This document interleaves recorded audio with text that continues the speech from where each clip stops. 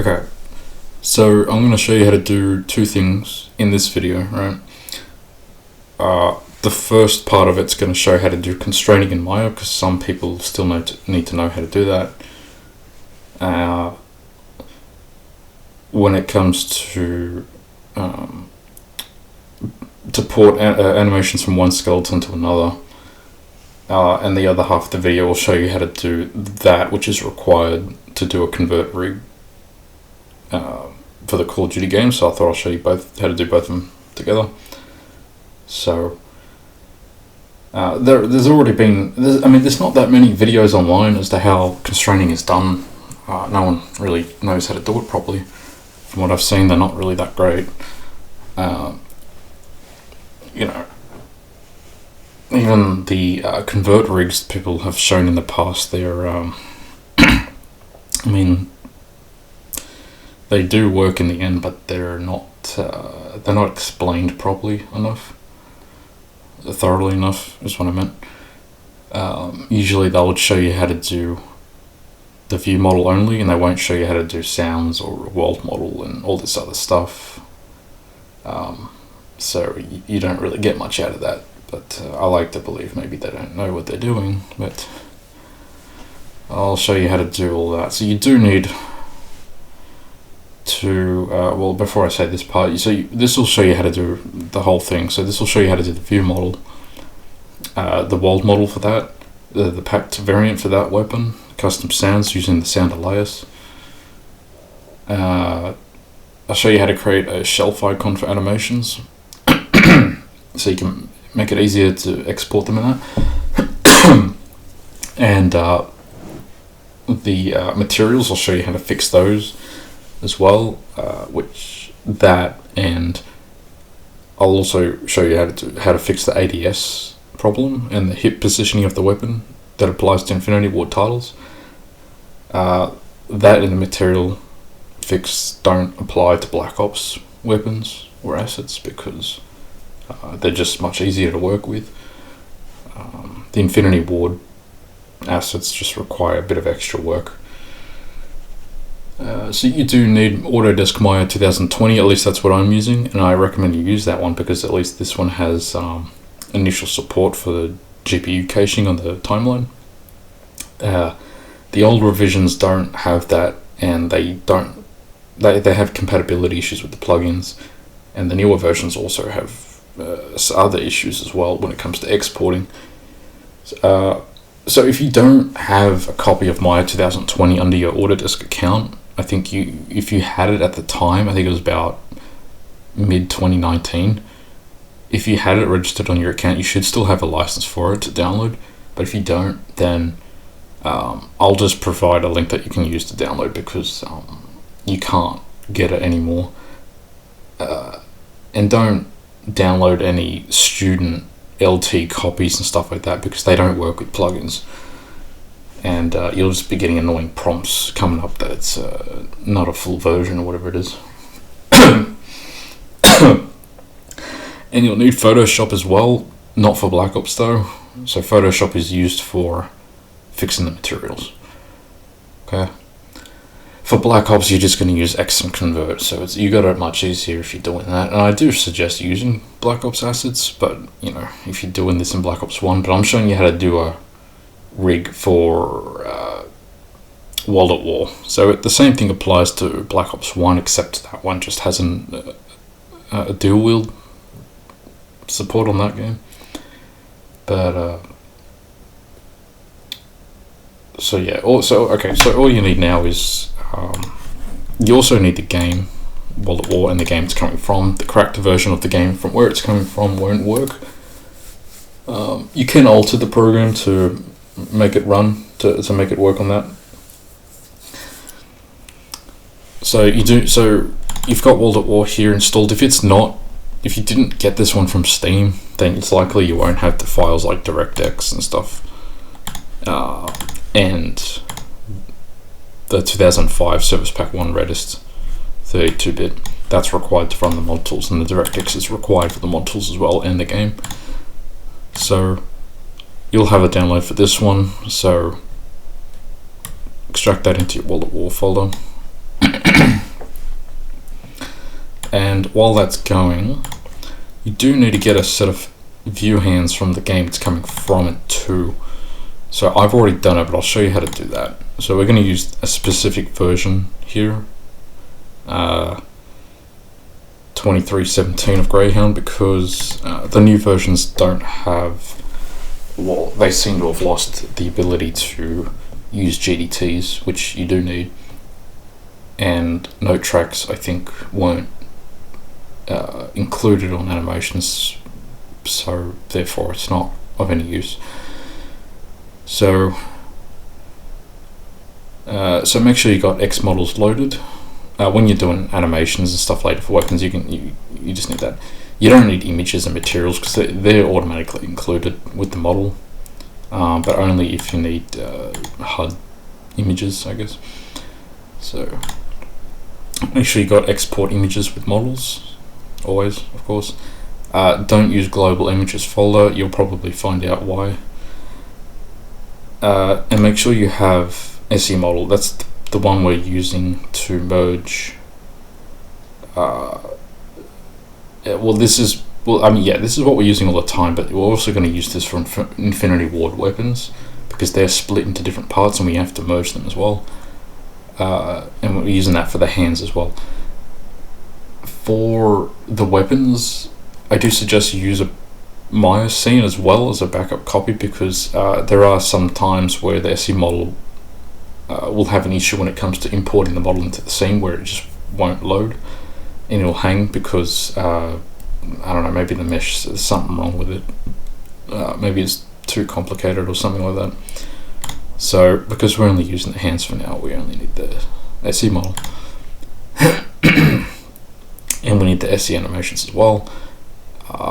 The only time you need this is if you're using animations directly for an NPC, let's just say like a dog, right? Because you don't need to do a conversion rig at all for that. You can just use the animations directly to them. But you will need SE anim as well, because you have to manually convert looping animations. I think there's only about 2 of them you have to do. So, and that's for that's for Black Ops 1. Right?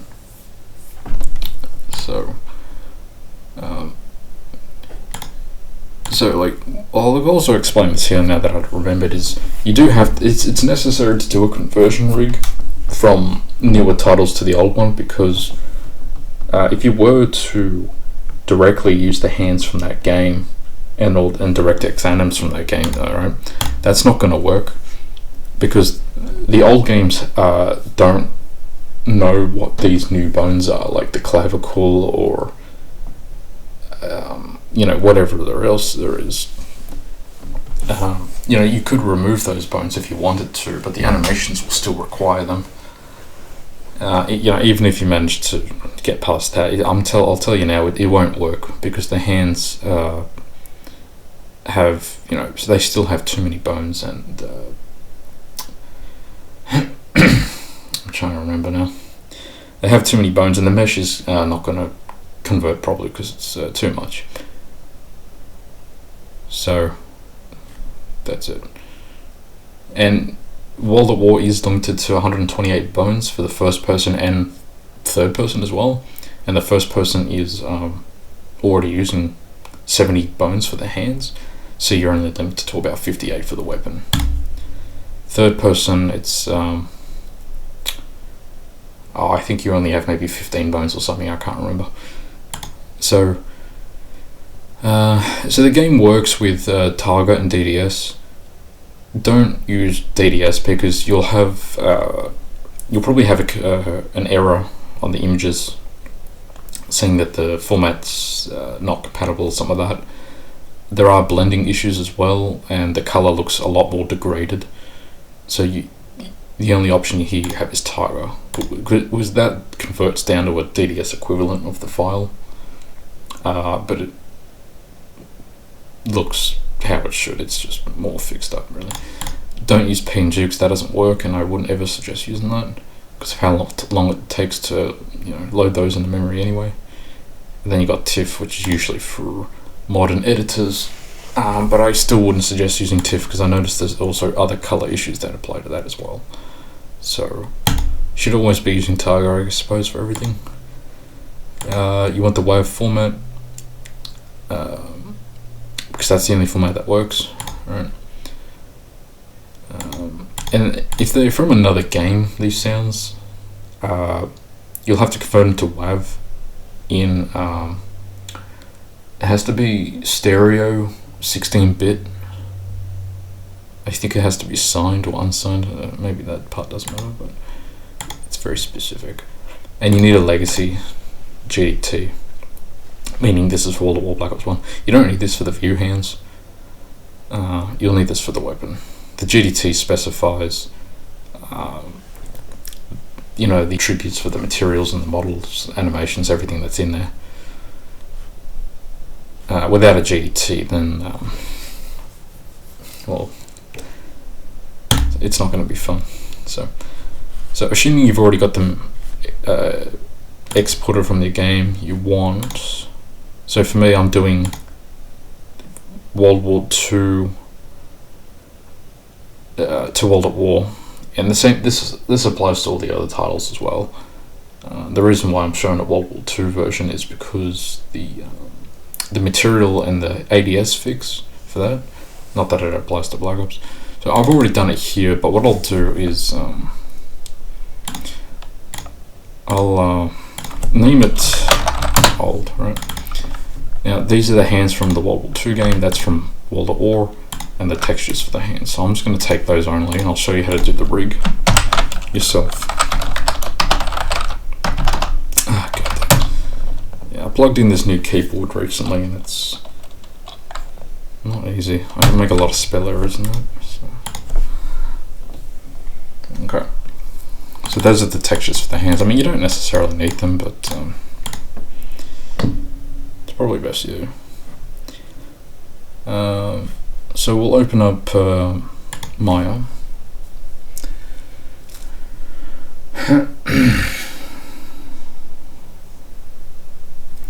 Now, if you haven't used this before, you won't have these plugins up here. You'll have a download for that, so you can just drag it into your Maya plugin folder and start the program up, and it'll be there. The first thing you want to do, you want to go to the settings and preferences. So most of the time we work with the y-axis, but because this is a COD game, it's z-axis for the up direction. So set that to Z, hit save, and I would suggest you close Maya and reopen it, so then future scenes are always in that coordinate. Okay, so I'll start with dragging in the hands from the game that it's coming from, which is World War II. By default it isn't shaded. You can just press 6 if you want to see the textures as well. And I recommend you set this to legacy default viewport. That might not be there. I think there's something you have to change in a config. Because that enables the view cube up here, which you'll need. Okay. And we'll put the hands in here. This one's from World at War. So the easy way to tell them apart is we're going to put a namespace on this one. Don't namespace this one, right? The original one where the animation's coming from. Otherwise, the animations will start trying to play on here instead. And it's not going to look good. So we namespace this one, so then that one, so then this one gets ignored, right? I'm trying to remember where it was. Select hierarchy. Ah, jeez, what am I doing? Hang on a sec. Select hierarchy. All right, and then go to Windows General Namespace Editor. I'll give it a name. Let's call it T4. You can call it whatever you want.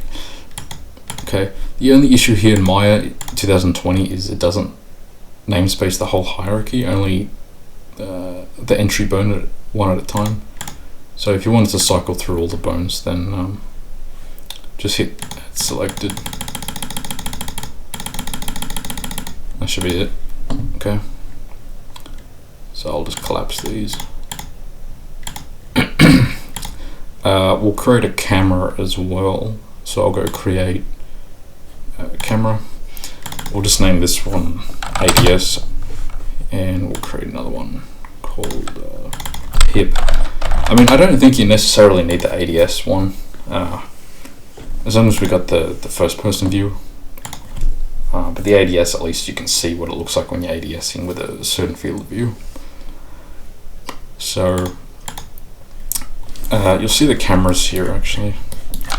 They're facing down. They're meant to be facing straight. So to fix that, just go up here on the top right and set the rotate X to 90 and the Z to -90, and you'll see it's facing 40 again. And then do the same for the hip. Okay.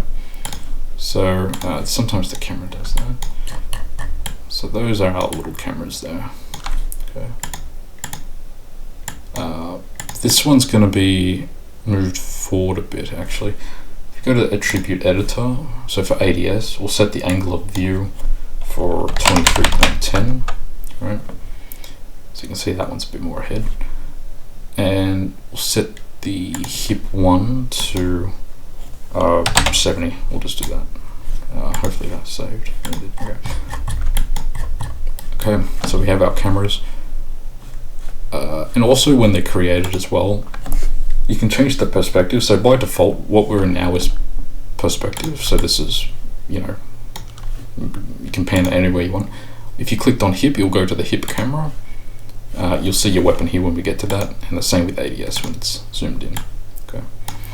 So this one, T4, World at War, even Black Ops 1, same thing. You want to go to here, tag camera, click on that, left control on the hip camera. We'll just move those with the middle click under tag camera, so the camera will move as it's animating. Alright. So it's best you save this as you go. You can make backup copies as you go as well, because sometimes there's a certain amount of actions you can undo, and if you can't undo, then I guess you're probably a bit screwed there. So we'll just name it S2-T4. Make sure this is the ASC scene and not binary. The binary is smaller, but the only problem with that is that it's only going to work on the current revision you're opening it on, and you can't edit the scene outside the program if you need to do that. So you best just set it to that, so it works on any revision of mine. You can you don't have to copy anything here. Just hit save. Okay. Now, let's see. The only bone, there's only very few bones you got to do here. Okay, and that is so this one has to be lined up into the top one. So don't alter this one at all. Don't move a single thing on this one, because that's going to affect the animations that we're wanting to be putting down here. So we'll select tag view. If you press W on your keyboard, that'll bring up the move tool, of course. So I'll drag that up. Now, what you have to do, this is the most important part, the second being the fingers, but the first one, you have to make sure that this tag weapon, you can see here, is exactly on that, like exactly on that one. Don't use the snap tool to automatically connect to the nearest bone, because if you do that and you constrain it and you look at it, it's going to look really messed up. So you're going to have to manually do this one. So I already know the coordinates for this because I've done this maybe 3 times before I've started recording this one. So the translate, this is the move one, that's the rotate. So we're only going to do a translate for this one, okay? This is 731, I think it was. Yeah. And we'll just go 154. 395. Right. You can see it is exactly on the other tag weapon. Okay.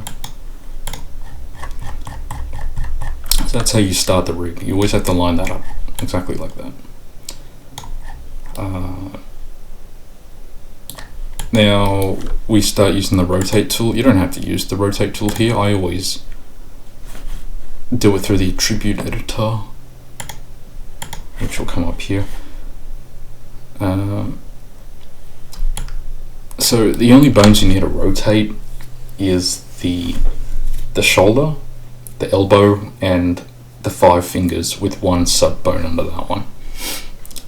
And then once you have the coordinates that you like on the hand, you just do the same on the other hand.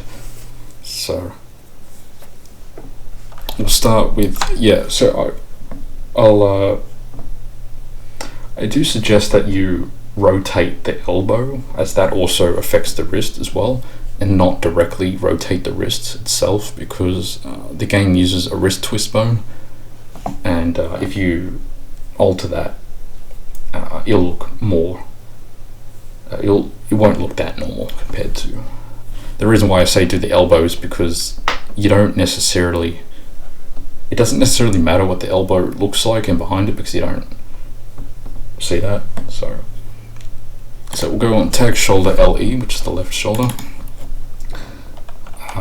So the rotations, these aren't going to be the same coordinates for every other game, but they will be like very similar. The fingers will need to be a bit adjusted, but at least once you do it once, you'll have like a starting point for other ones to make it a bit easier. All right.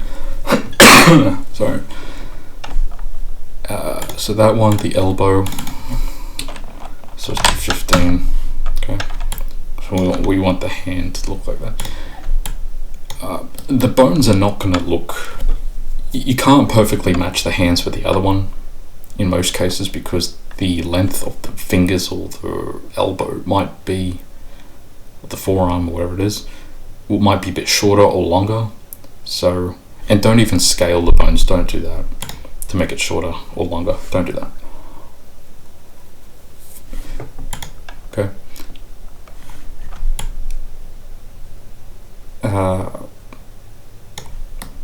But the only way to do this is because you can't, if you don't use the snap tool, and because that's going to look really weird.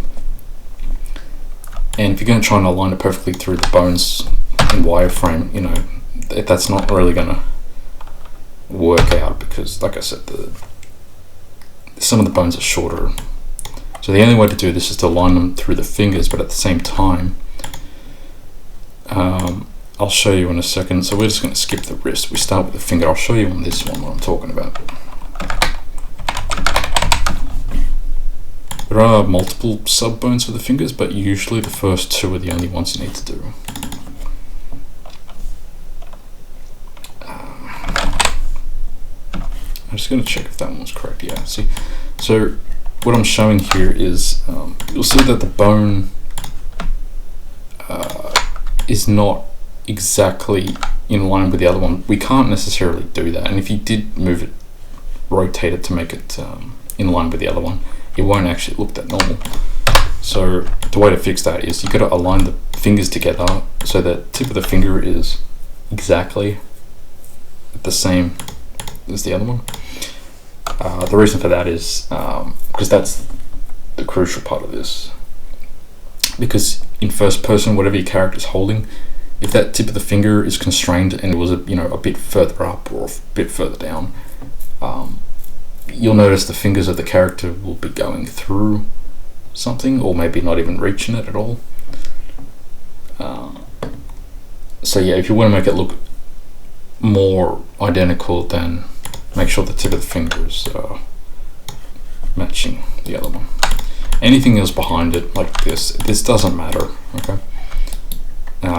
We only care about this part here. So we do that with all the fingers, alright? Yeah. So yeah, I've already done this before, so I'm just going to save time rather than trying to figure out what the coordinates are. So there you go. Same as the other one. Like if you're actually new to doing this,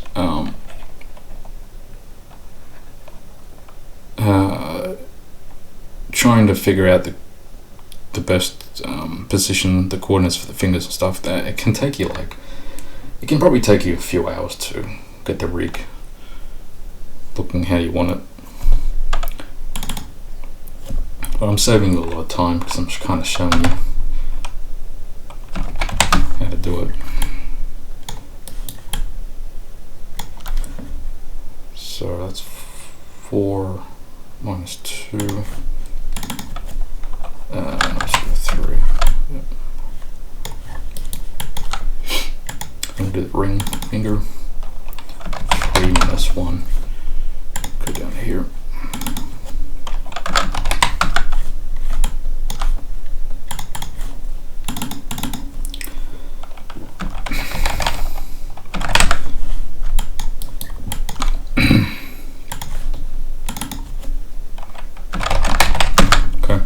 So like I said, it doesn't matter what it looks like under here, as long as the tip of the finger reaches the other one. That's all it cares about.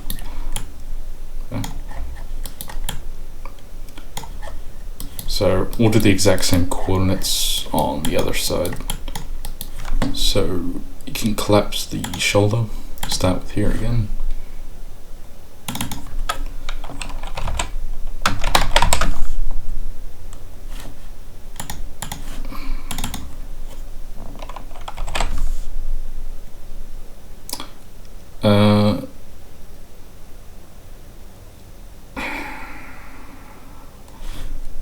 Yeah, I think I missed something there. Hang on a sec. Yeah, no, sorry, that's wrong. There you go. Skip that. We'll go to the finger here.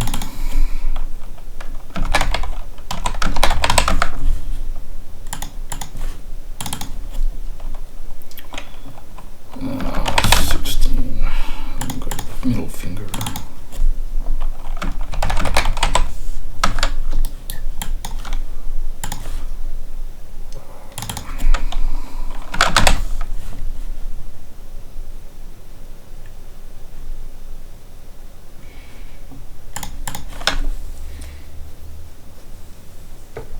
I mean, I'm not sure which part's more frustrating, annoying to work with, is moving the bones or constraining. It's hard to tell.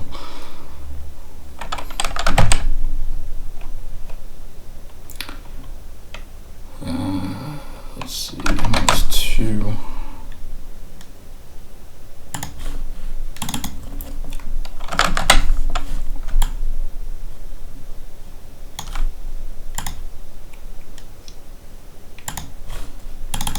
Alright, so we've only got 2 more fingers left on this one. So let's go 3 minus, oh shit. The ring, so 3 minus 1. Okay. That doesn't look good, does it? Hang on a sec. There we go.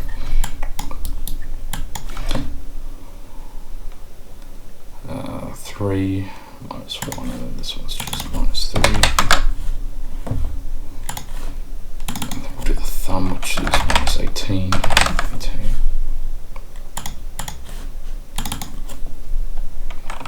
-7, -18, alright, so just double check.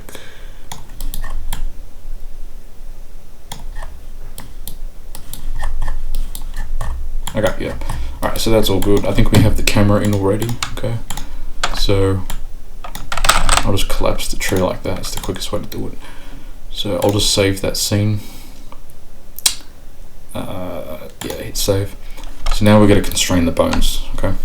And we're only going to constrain the ones that we are using. So for example, you know, this has tag view, and then we'll do tag view. This one has origin. This one doesn't have origin, so we just don't bother with that, because, you know, don't even make a bone. You don't even have to do that. This is only part of the game it's coming from. It's not relevant to what we need.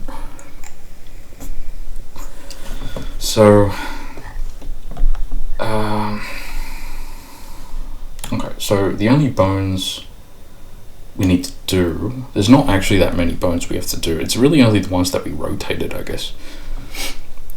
So we'll start with tag view, and then if you hold left control and select tag view here, so So make sure you select the source one first and then the target, because if you went from there to there, you're telling this bone to move this one, but we want this one to move that one, right? So that's the parent and then the child bone, let's just say. I think you have to change this to rigging. Yeah, and if you go to constrain, click on the box next to parent. Reset this if you think there's something been changed, and make sure maintain offset is on. So then when we're constraining it, the bones don't like shift to where the parent bone is. So if you hit apply, you'll see nothing moves, which is fine. Okay. And then we go to tag ADS. Now you'll see that it's still on maintaining offset. So if it is, then you can just use the shortcut up here, parent constraint. Okay, and you'll see that when we do that, we have a constraint here and a constraint here for that, and that one for that. Okay, and then we'll do the torso. I think sometimes they're in different places. And then select tag torso, constrain that. And then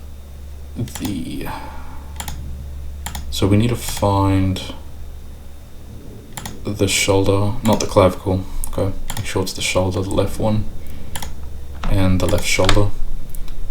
Constrain that one. The elbow, constrain that one.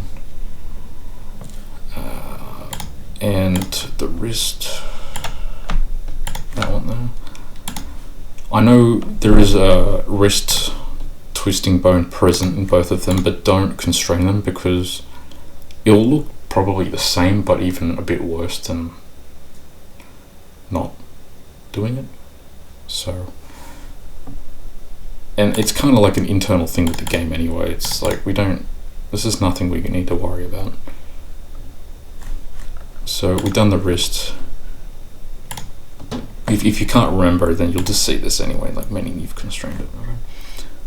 Okay? And the fingers will be different names, but that doesn't matter because it's the bone we want to control the other. So actually, before you do this, go to wireframe. So press 4 on your keyboard. If you click on the index finger, okay. So you see the length of this bone starts from here and it goes to here, here, and then that's the tip of the finger. It's not at the end, it's just up here. So, and if we clicked on our index finger, you can see that it starts from here. Alright, now if you were to constrain it like that, that bone there is going to start controlling this one, and then what will happen is this part of the finger up here, the beginning of the bone will look a bit distorted. So what you do instead is you have to select the next bone up ahead, and then select that. Right? So that's the bones we want to be nearest to anyway. You'll get this from time to time, so just make sure it's not further back and constraining it forward, and then you're doing it from here further up because it's going to look weird. So constrain that, and then we'll go to the second index part of the finger. Right. And then 3. And that's fine because this tip of the finger bone doesn't necessarily matter at all anyway. And that's where it was anyway. Not that one, was it? It was this one? Yeah. So that's done. So we'll do the middle finger. So keep it in wireframe mode so you can see this is the same thing. So we want to move forward a bone like that.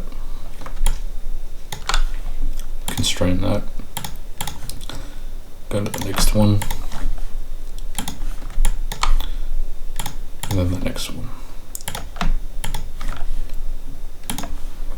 Okay. Then we'll do this finger here. So this one seems fine. We don't have to skip a bone here, so we'll just constrain it.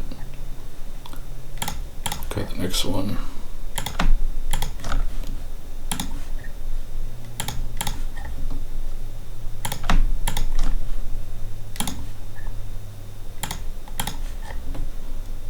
This part you want to kind of not lose focus, because you don't want to constrain the wrong bone, like the pinky over to the thumb by accident, you know. You'll know if something goes wrong, then you just unconstrain it, and then, you know, change it and see how it looks. So, actually what you're best to do as well is, because this one's not constrained yet, you're best to like make a backup copy of it, right? Because after you constrain it, it's not, you don't want to manually delete all the constraints, because if something goes wrong with the, anyway, it's just so you don't have to worry about not being able to undo something, because it does happen. So I think the pinky finger was done, wasn't it? So we'll do the ring finger. That one looks fine, so we'll do that.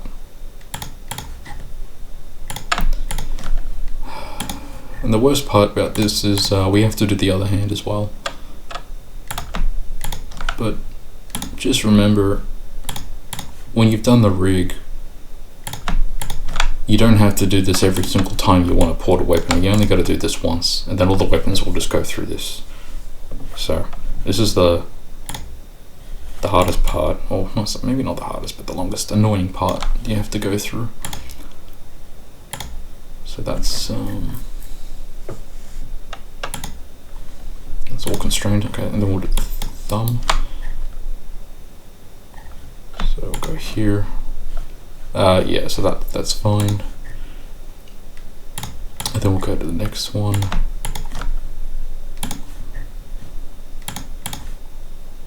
Yeah, there might be one bone less than the other one, but that does not matter, because that's exactly how we wanted it.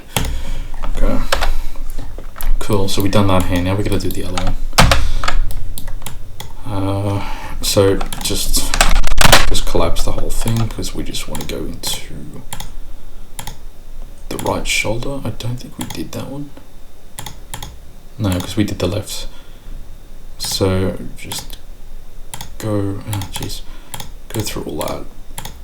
Clavicle right, okay, so that's the shoulder, right shoulder. Then we'll do the elbow. And then the wrists. Okay, and then we'll do this exact same what we did on the other hand. So, I believe we skipped the bone on the other one, didn't we? Yeah. Yep.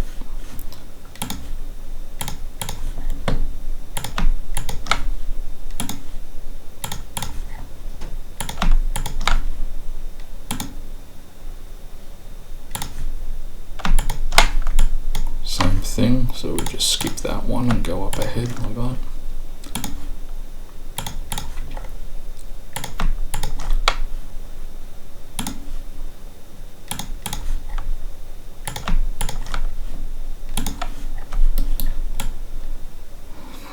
I feel like the right hand may not have the same amount of bones as the left, but yeah, that bone's fine to constrain.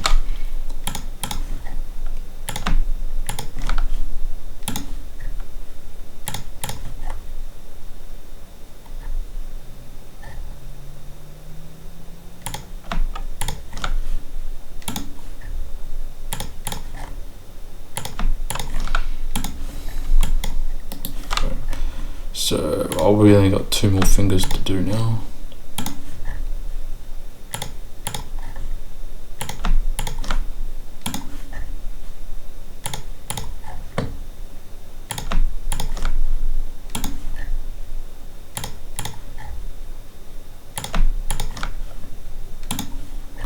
And the thumb, this is the last one.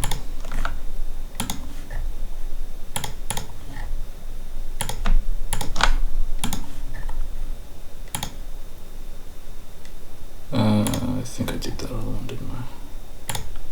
1, 2. I hope I did that all correctly. 0, 1, 2.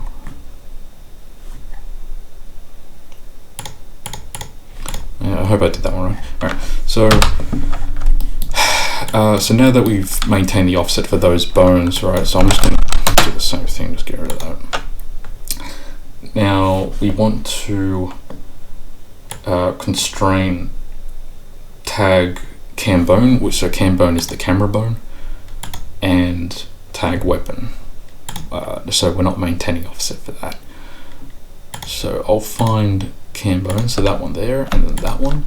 Go to constrain parent, untick maintain offset. Okay. And tag weapon, which is this one here, and that one there. Constrain that. Okay, done. So save that scene. Okay, so now we're gonna see if the weapon looks normal in here, and hopefully the fingers don't look messed up. So you know, if it's a Black Ops weapon that you've dumped and you're going to use that, you can really just throw it straight in. So this one is from World War II. So this one's going to have split parts. So the clip, the optics, the receiver, and usually there's a stock, but the stock didn't work on this one. So open up, you'll need another tool actually, I didn't mention this one earlier. Model merger, which merges these parts, the SE files. So I'll show you when it comes up. So select, you can just go by type really, just to make it easy. Go like that. Drag that on model merger. You'll when it's finished, you'll say that. If it doesn't say that and it seems to hang on trying to merge a certain bone, the reason for that is because one of the parts don't have a matching bone name to connect to. So in this case, I don't use the stock on this weapon because it would hang, and the reason because the stock didn't have a tag stock attach bone, I think, on the root, which is the receiver. So yeah, that's it. Now what you need to do, so you've saved this scene here. We'll quickly test what it looks like. So drag the parts in here first because we need to load the materials, right? And then hold shift and click all that, just delete that so the materials are loaded. And then, so we'll just get rid of the barrel base thing. All right, just cut that into here, chuck that in here, okay. So sometimes with, it depends what game it is, it's all different, right? You'll always have things like this, which is the emblem of the weapon that shows up there. We don't use that really. Sometimes they have, you're probably best to go to wireframe first and delete anything that's really not necessary. So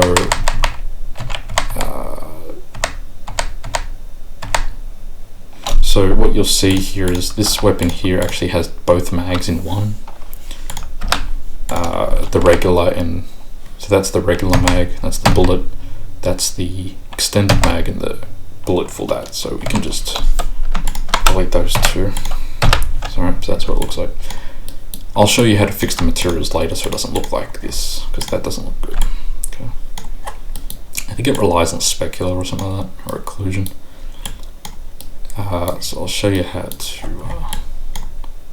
I'll show you what this looks like now.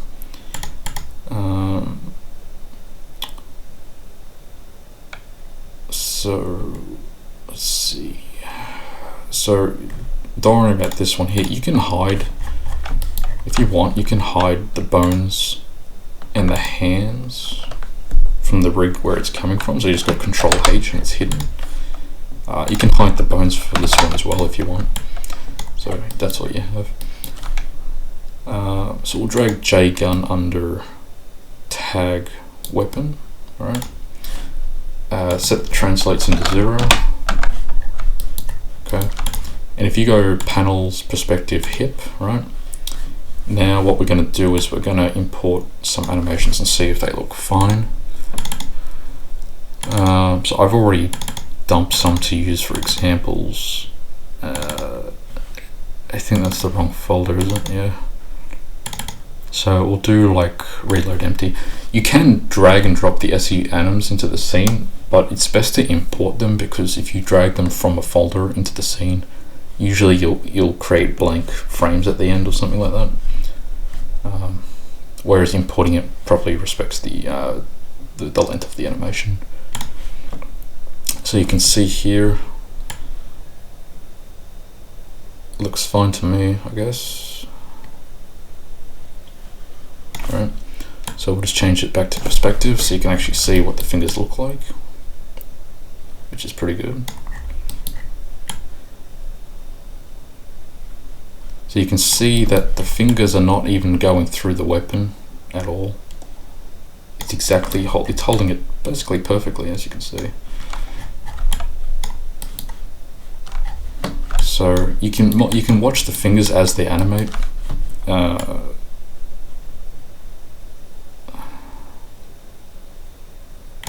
See, the thumb there looks a bit unusual, but you don't really see that.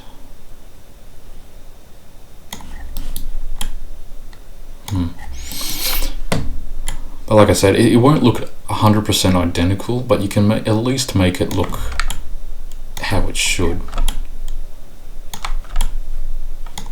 Yeah, a bit of a wrist issue there. I did mention before not to do the wrist twist, but it'll probably look the same anyway. So if I just go hip again, yeah. So yeah, that looks alright. So for well, actually, I think now we should be starting to do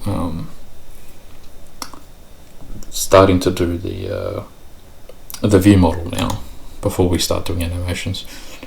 So we'll reset the scene. What you should do is move that J-gun back out of there.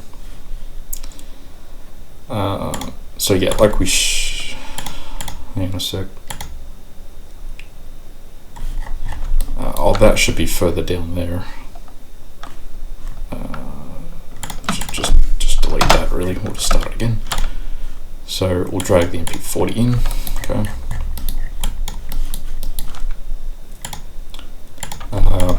Delete any meshes you don't want, which I think there was other ones here.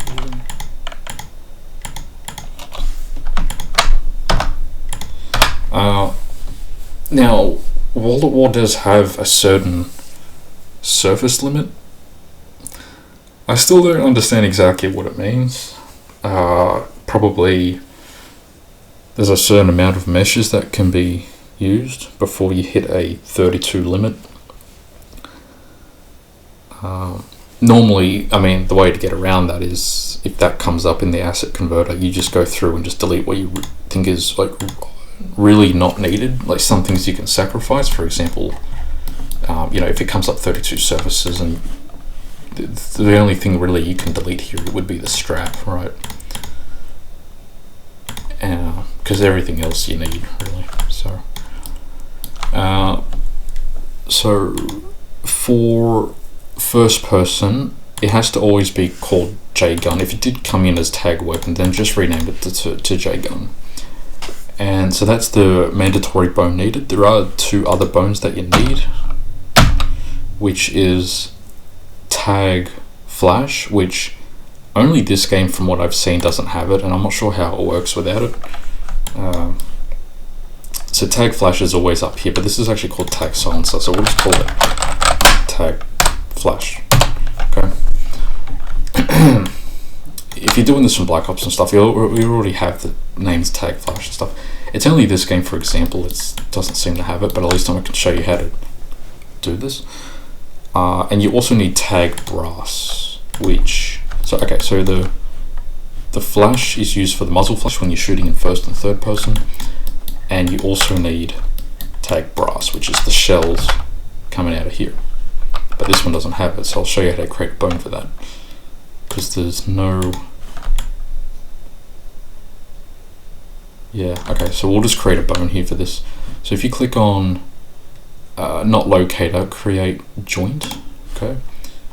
Just click anywhere. If the joint doesn't get created, then just move your scene around a bit and click and it'll be made. And then we'll name this one tag brass, okay? And where we're going to position this is above the clip. So I'll move that under tag clip, right? And then I'll change these to 0 so it's sitting right here. And then what I'll do is I'll move it up. I think translate is Z. I think that goes up. No, it doesn't. I keep forgetting the direction. I'm too used to working with y-axis as well. Okay, hang on a second. It's too high up.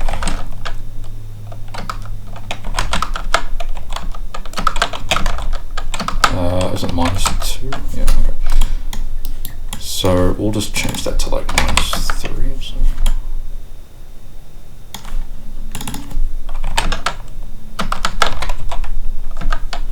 Right, so we've made a tag brass bone and we've made it right here. It's probably best to move it out a bit more, I think. From what I've seen how they do it, yeah. So when you shoot, the shells will be ejected from right here out of the weapon. And that's what you're going to see in third person as well, right? If you don't have tag brass or tag flash, it won't convert. It'll tell you it's missing a bone. So that's under tag clip. So we'll just move that out. Just put it onto J gun. That's where it has to be. And that's it. So that is our view model, but we're going to also use this for the world model. You could extract the world model and use that, but I wouldn't do that because you'll have to go through this whole thing twice. And the world model usually has missing parts as well. So you're best to just use the view model and just reuse it for the world anyway. So select, so we're going to create the view model for this first. Oh, is it the view model? I think so. So select the weapons, the group for that, and the group for that. So control and click that. So if you see, I'll go select hierarchy. So it's selected these two. And go to export model. Okay. And I'll chuck, you can do this actually. You can make a shortcut to the wallet wall folder. Go to model export. We'll make a folder called, was that a G? Yeah, it was. GMP40. Oh, don't do this to me now. Come on. Yeah, like I said, this keyboard, how do you rename a folder on this thing? I just got this keyboard plugged in the other day and it's fat fingering the keys on this thing. Okay, and then we'll just name it GMP40. Actually, you're probably best to name it VM because that's the view model. Make sure it's Xmodel export, not Xmodel bin. That's for Black Ops 3. So you just want that. And the best thing about this format is you can also edit it outside. So if you accidentally got a spell error on a bone, you can always just edit it outside and just convert it. So the same with the animation. So we'll just name it that. Just go save. Yeah, export selected. You'll say, do you want to save changes? Just go no all the time. You will get another prompt that's similar saying the changes haven't been saved. Do you want to continue? If it says that, you'll click yes, because if you click no, you won't export. Okay, so keep that up here. So we'll chuck JGun under tag weapon, and then what we did before, 0, make sure that's 0, that one. Okay, like that.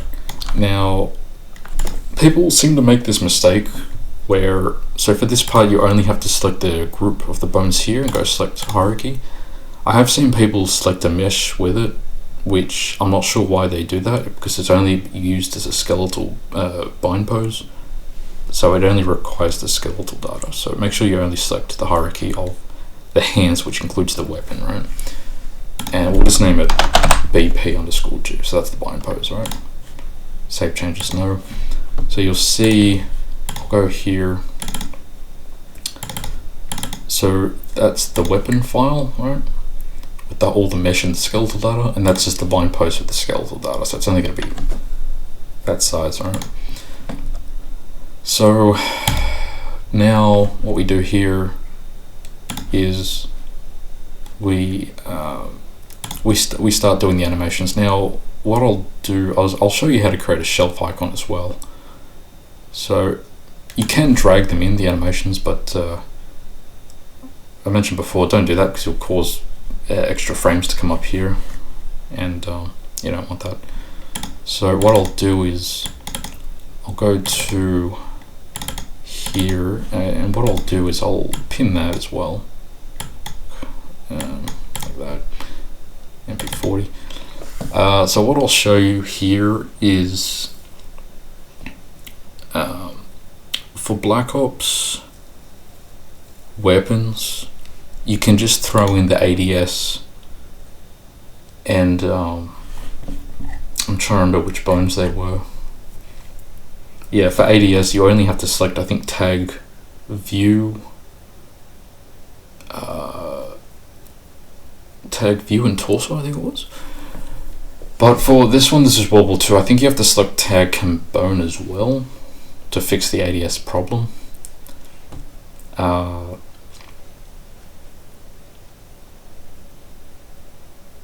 Yeah, so I'll show you what it looks like actually. So if you clicked on ADS down, right? So, or actually ADS up. So we're going to aim down sight, right? So if I just do that, if I change the perspective to hip, right? So that's what it looks like, because the game uses the idle animation as an additive to work with it. Yeah, so I mean that will work in the game, right? But it actually won't look like that. So it's a bit hard to explain this part, but that's what ADS animations look like because they use idle. But because the Infinity Ward animations are a bit different, if you want to make it look correct completely, then import the idle animation and then go import and blend, so it will mix the ADS animation. I would copy that name while we're here. So it's a fixed ADS animation, so we'll just use that. Okay. Now for ADS for this game, it's view. Which one was it? View. I think it was torso. But to fix the ADS problem, you have to select cam bone. I think it was that one as well, or maybe it was tag view. I can't remember which one it was. I think it was cam bone. But so for each of the animations, for ADS you would select those three. If it's just a regular animation, you just do torso and cam bone. But for regular, these two have to be selected plus the hierarchy for that. Okay. So what we'll do here is to save time manually selecting these bones, and in case you miss one and get something wrong, we'll create a shelf icon instead.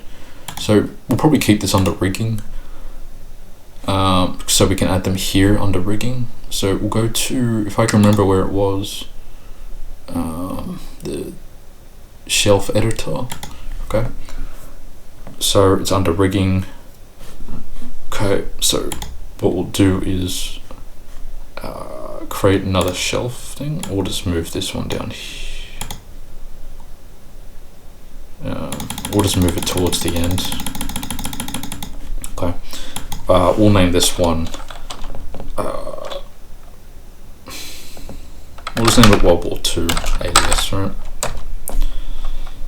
And tooltip, it doesn't necessarily matter, I guess.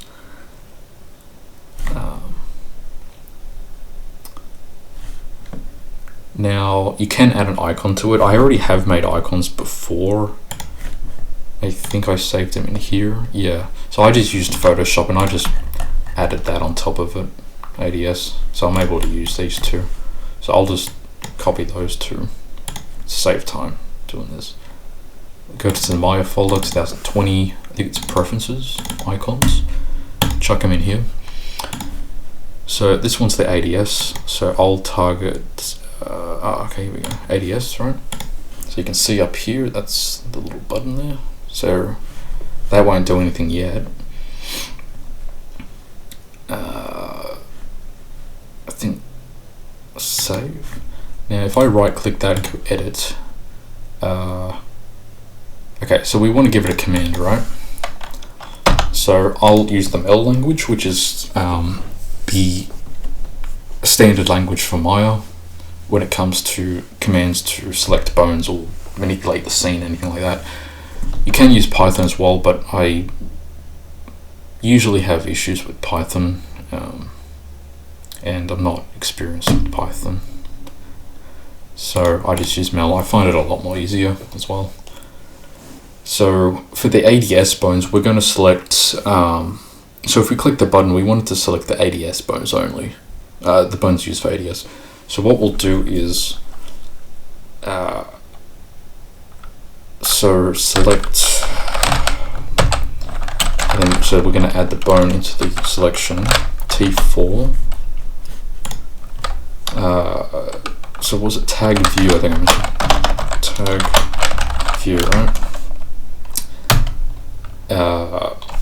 And then we're also selecting T4 tag confirm, right?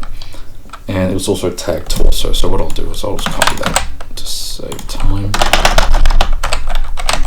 Okay.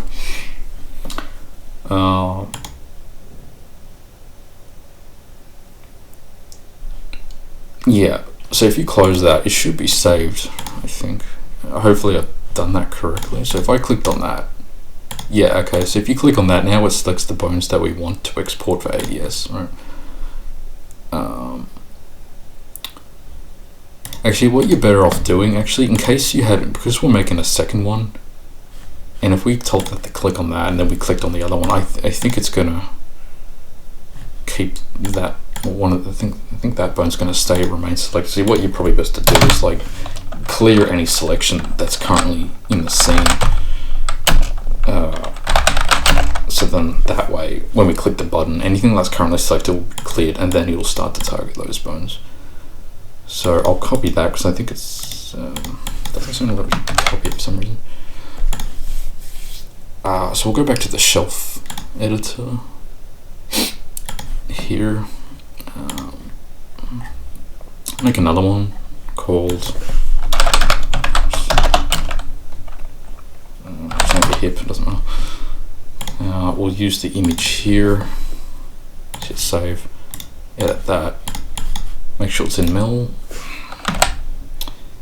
So we'll do the same thing. Clear. We don't want tag view actually. We just want cam bone torso. But at the same time for this one, we need the hierarchy selected. So same thing. Only select the hierarchy. Right? So if I clicked on that, you'll select the ADS bones with no hierarchy, as you can see. And if I clicked on that, yeah, okay, so the tag view was unselected. So we'll do that, and that also selects the hierarchy. So that's makes your animations a lot easier to work with. I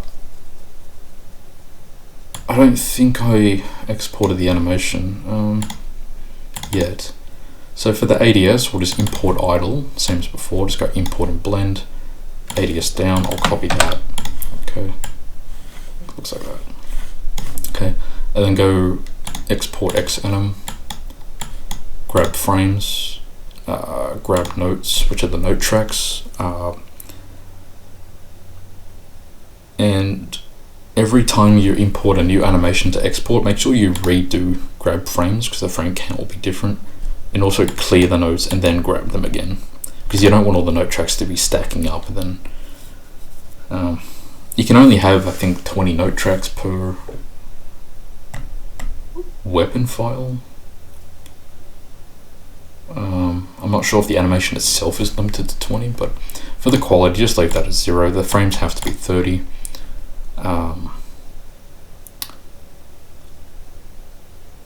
Okay. So we'll export this into XAnim export. We'll make a folder called MP40, and the name of the animation was that one, ADS down, right? So that's the ADS animation. Export selected, save changes no. And then we go import. When you select this one, it's going to reset from the beginning as well. So do idle again, and then go import and blend ADS up. Okay, that's ADS up. So that's the ADS animation here. Grab. So there's nothing here, but just in case there were, we would do clear then grab. And we just change that to up because that's what it was. Okay. Now we just import regularly the fire animation. Okay. So it's working fine. So this is everything else is normal. Okay. Only that one's used for ADS animations. You'll have there are animations called like fire ADS and fire ADS last. They're considered normal. They're not an ADS animation. Okay, they're just going to be normal. So ADS up and down is only those two specifically. Everything else is this. Okay. So grab frames, grab nodes. There's nothing there. So we'll just name that one fire. I think that's what it's called. Yeah, it was. Okay. No changes to save. Fire ADS. Like I said, this is not really an ADS animation, so we don't select ADS. And then you've got ADS last.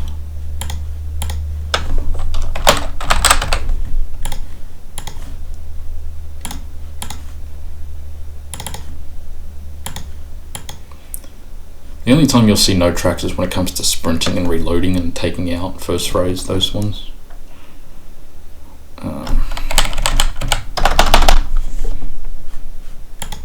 That's it, yeah. The most time-consuming weapon you would probably come across is the pistols, especially if you're doing Dual-Wield, because you got to do it maybe 2-3 times. For one hand, then you got to do left hand, right hand after that. It's probably 3 times. So idle, this one's fine.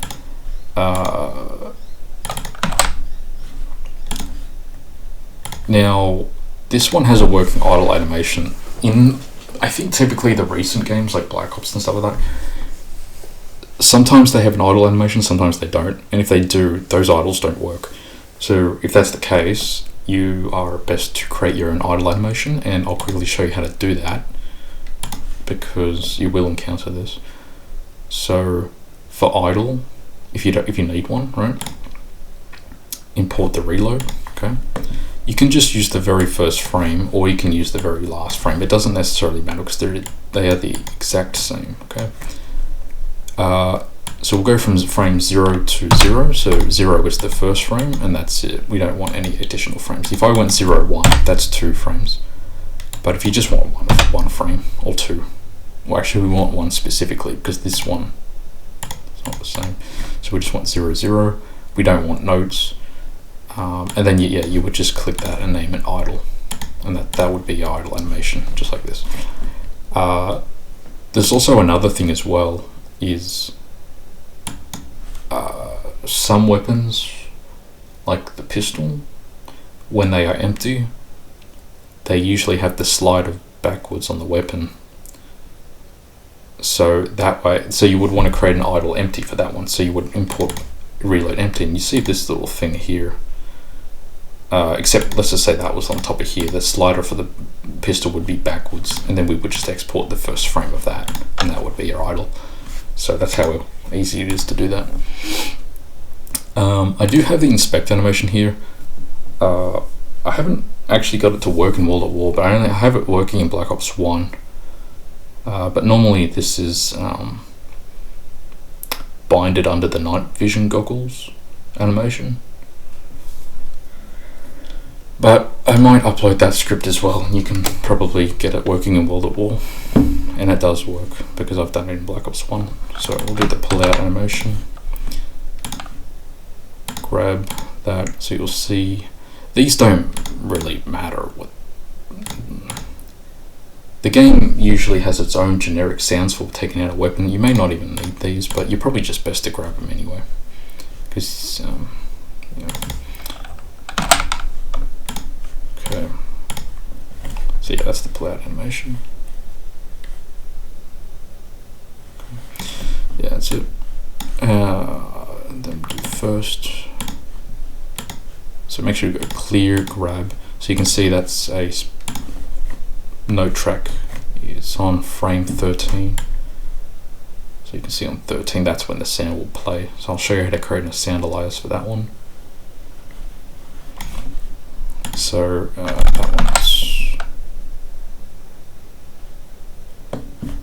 was that pull out or was that? That's pull out first. Okay.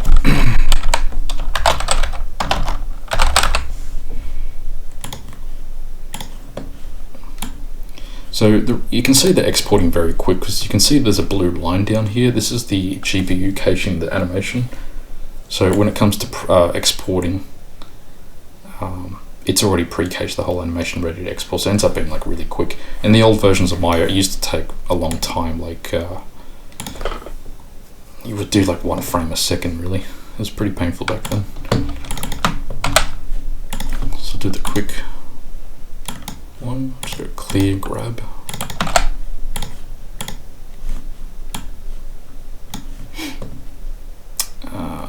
Which one was it?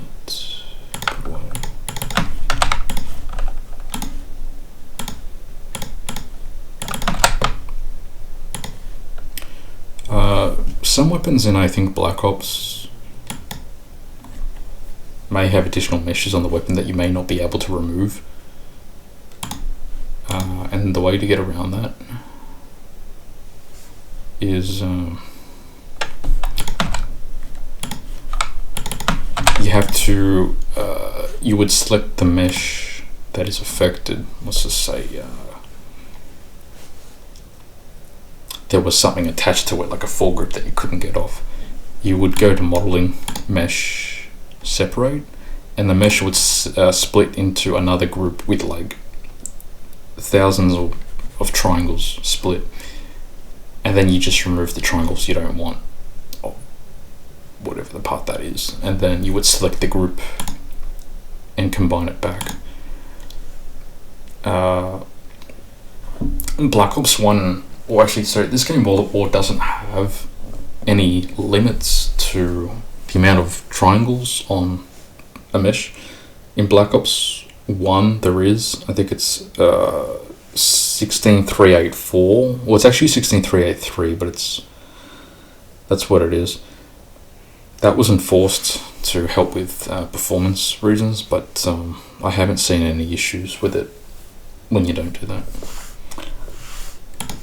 So I'll grab the notes on that. That one's put away quick. But like I do say, you're best to work on. This is showing how to do it to World at War, but I would recommend you probably do it for Black Ops 1. The game does look better and all that. You know, you can even, because in World at War you can't do dual wields. Black Ops 1 you can. I mean, you can do dual wield in this game, but it won't fire independently. You can just replicate the weapon in the left hand, but they'll both shoot at the same time. So then we'll do really that to you. But export that. There's another thing I'll show you soon. Also, the sprint animations for this game, they do work. Some games don't have working sprint animations. If you try to import the idle and blended sprints, you might be lucky. If not, then you don't need the sprint animations, because the game can use its own generic animations for that. So don't worry about that. Same with the idle. If there's no idle, you can always create one. So that's the sprint in animation. So I'll select that, grab the frames, clear, grab, check that in. Loop.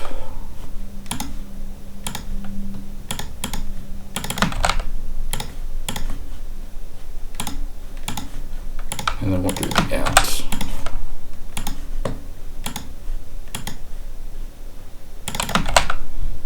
Now, while I'm here, actually, because when you do import the idle and blend, it's it doesn't always work.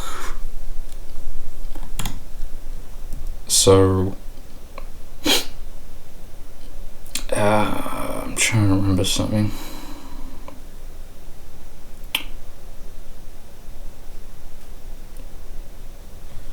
I don't think I have an example to show, actually.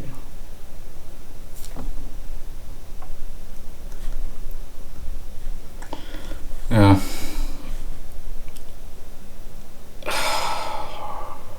I'm trying to think, because I was going to show you something else as well, how to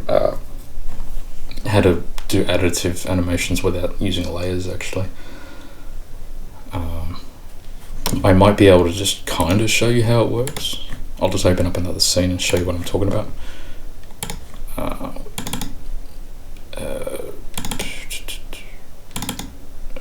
did I save it? This weapon here, for example, right? So if I don't have the hands for this one, but I'll just show you anyway. Okay. I think if you get rid of that, I should be able to see it. Yeah, see. Now, if I were to import the animation for, let's say,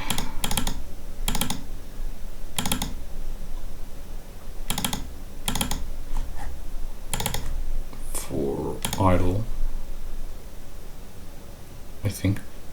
Yeah, so the idle animation is, you see that this is a additive, this thing. That I don't think the idle animation works from the game that this came from, but if that's the case, what you do anyway is, if you go to which one was it? Tag arrow animate.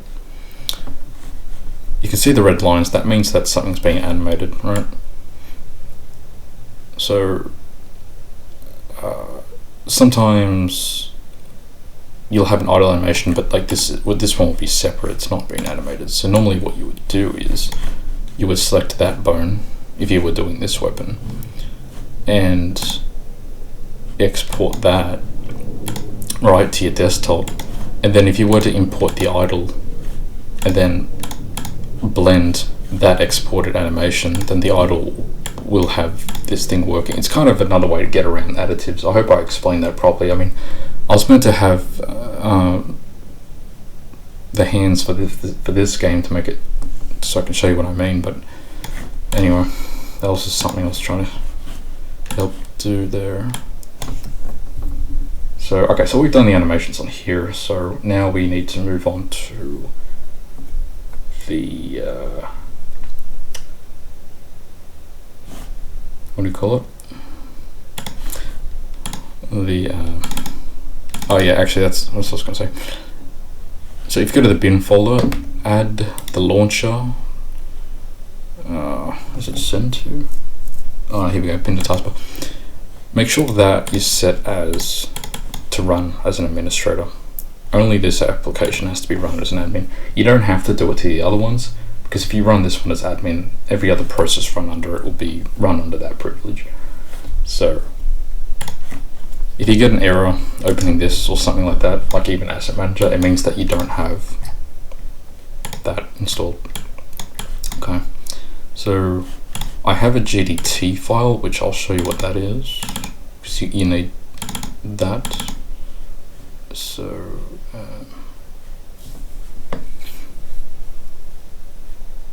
so that's my GDT file for it. Okay, so I'll chuck it under source data. This is where GDTs get stored. So I'll go to Asset Manager, File, Open, Source data, this one. So the GDT has the materials for the weapon, the model. It'll even be the animations, the bullet weapon, the weapon file. The model can't be converted yet unless you do the materials first. Now there are reduced materials here because we did remove some things. If you want to see which materials you are using, just open the model up in Notepad++. Let's drag it over here. Go Control F and type in material. It'll take you down to the bottom so you can see that we've got 5 materials in use. So we've got optics base, barrel, the clip base, receiver, and strap. So that's 5. 1, 2, 3, 4, 5. So the ones we don't use is this one, clip, and the MTL kill counter. Okay. So by default you'll have all this on all of them. Don't set a surface type because we don't want a collision on it.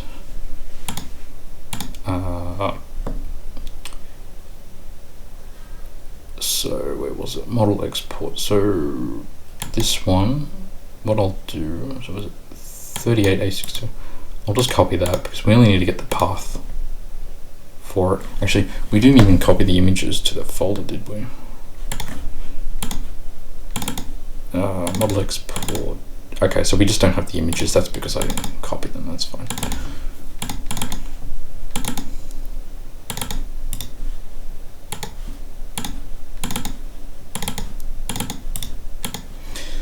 Now the images do weigh like 94 megabytes, some of that.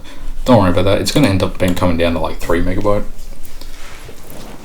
because we're going to use a DXT1 compression on it. And we also, if anything is larger than a 1024 squared resolution, we're going to size those ones down. Yeah, a lot of these aren't even being used. All we want is the color map. Not normal, because I mean we would use it, but well, the wall doesn't work like that. And I'll show you how to make this look normal in Photoshop soon. So all we want is the color map entries. Just get rid of the specular. Sorry, not specular. The normal maps. They don't work in World at War. If this was Black Ops 1, do use it. Same with the specular map. Yeah, get rid of the specular because this game is limited to 1 gigabyte of video memory. That doesn't mean you can use exactly 1 gig of images in your game.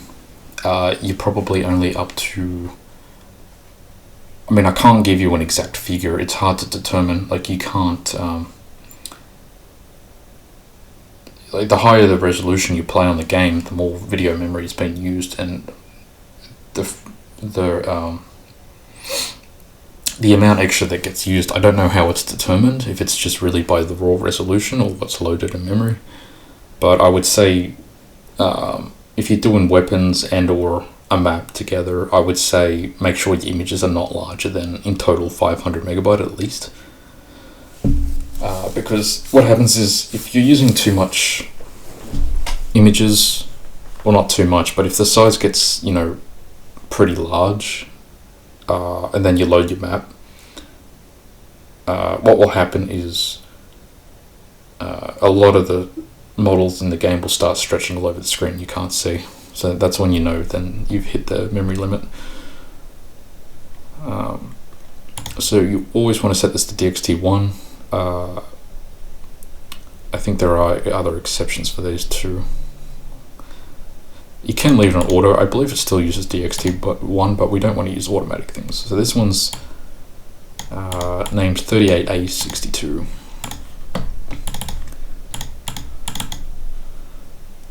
That's it there, 38A62, right?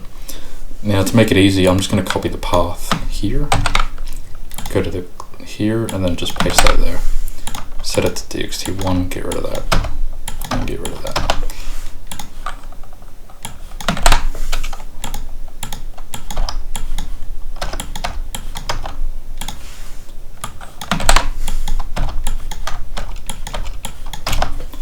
DXT1.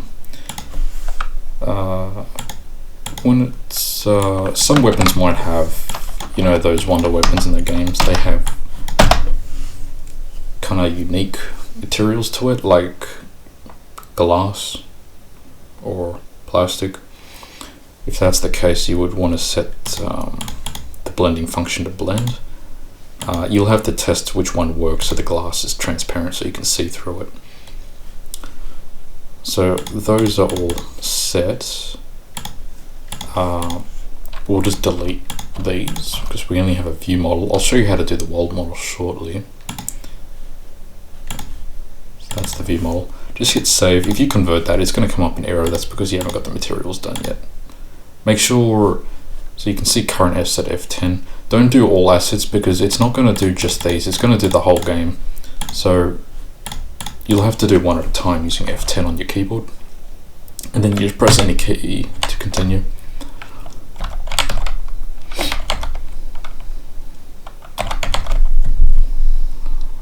Okay. Go here, make sure it's set to animated. And don't do a collision, don't do that. These are LOD distance, so I think these are measured in COD units, which like 1 unit is 1 inch or something like that. I don't use LODs at all because I just don't like them. But if you want something to drop off down to the next lower quality of the version of the model, then you would say that, you know, within 256 units, you would load the highest quality, and then after that load the next one that's less quality, and then make that one drop off, you know, maybe another 256 or something like that. And so 0 just means unlimited, doesn't drop off. I think there was another one. Where was it? I'm so sure these mod tools. Here we go. Crossfade LODs. I believe I saw this being used in one of the old Modern Warfare games, or maybe a current one.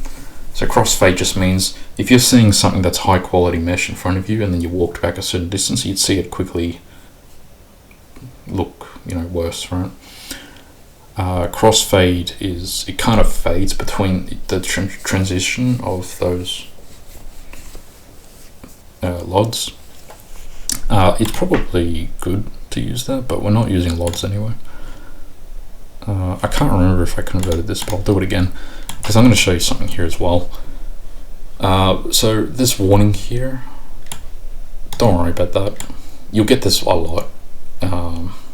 Accidentally tilings probably has verts too close to the edge. That's nothing to be concerned about. It tells you which surfaces were converted without any problems, and then it will say it's done. Where it says degenerate triangles that were discarded, that means that there's triangles on the mesh that aren't, let's just say, built properly, as in there's maybe a bit of a hole in the weapon that's considered a degenerate triangle. Maybe like 3 sides don't equal to a shape of, you know, a proper triangle sort of thing. 14's fine. It gets, the worst part is when it comes up something like maybe over 100 or 150, and then if you looked at it in Asset Viewer, you would see that there's you would probably see a hole somewhere in the weapon because those triangles were degenerate and they were discarded. So what I'll show here is which one was ours? Did we do that one? Yeah, so you can see this is the one that originally is in the game, right? And then this one's our one, which for some reason it's called receiver base. I'm not sure why. Yeah, so well, that's because it's not meant to be called a receiver base, but anyway, make sure you do that. Same thing. Anyway, look. So yeah, you can see the difference there. That's what it looks like. Now we are going to fix the materials and reconvert them. And we'll also create a world model. I'll show you how to do the world model now, I suppose. So what you would want to do is, I would say, open up a new Maya scene. Here, you do need the what do you call it? you'll need this asset from the game, a third person body. Okay, and you'll just need that in here, right? So this is the one used in the game. Don't worry about the head, you don't need that. Now if I were to put in, where is it?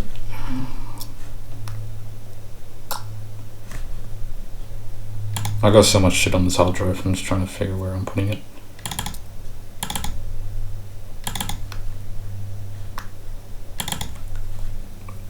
So that's the merged model that we have. The materials aren't going to be loaded, that's because we didn't do the other thing.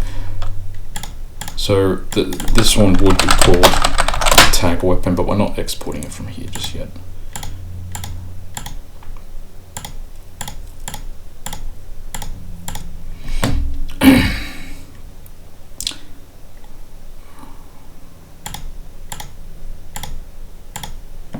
Tag weapon right. So if I were to move that under tag weapon right, and I hope I have the animations for this one actually. I should be opening a second folder. I really hate going back and forth. Yeah, so we'll just use that one as a generic animation. So you'll see that by default, that's what it will look like in third person, right? Which, I'll show you how to fix that, okay? So, to fix that, what we do is you can find the coordinates here that need to be fixed. So I'll just do reset scene, move that out. Now I do already know the coordinates, but I'm going to show you how it works anyway. So the third person weapon file has to be called tag weapon, right? Actually, I won't do it. Okay, I'll show you how to find the coordinates here first anyway, before we do it in the other one, because it has all the fixed up stuff on there, right? So, let me just check something first.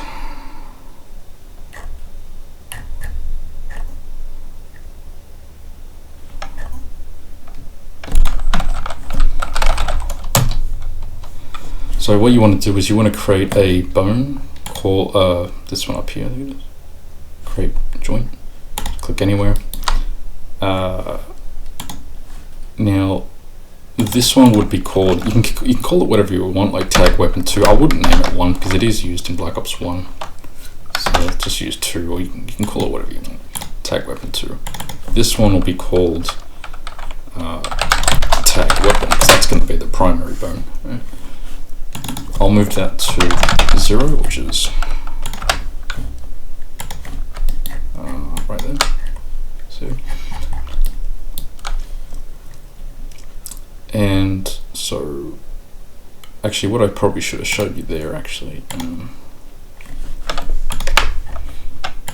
sorry, I should have showed this part first actually, is to get the coordinates you have to, so you can see it's not in the hand. So what you do is you go to tag weapon 2, oh geez, tag weapon 2, with the translate tool, you want to move it back, so you go like -20 or no, yeah. So you can mess with that until it looks exactly in the hand. That's actually how it looks in third person, like the hand going through the clip. That's only because this weapon has it. This is actually what the original weapon in the game looks like. But that's what it's meant to look like. You gotta make sure that, you know, it looks like that. And that's what it'll look like in third person, okay? So that's what it looks like, okay? So right, we know the coordinates here, which is -23, 0, and then -9. So what I'll do here is I will open up the scene, if I can remember where I saved it, probably in here. I think I can still use this scene, honestly. So I'll just do reset scene. I'll take the weapon out.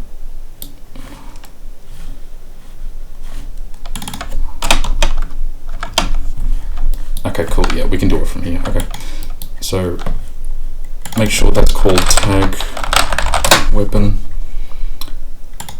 Tag flash and brass have to be present. The strap is bones aren't needed. I think you can just delete them straight from here. No, okay. So to fix that, what you do is you select.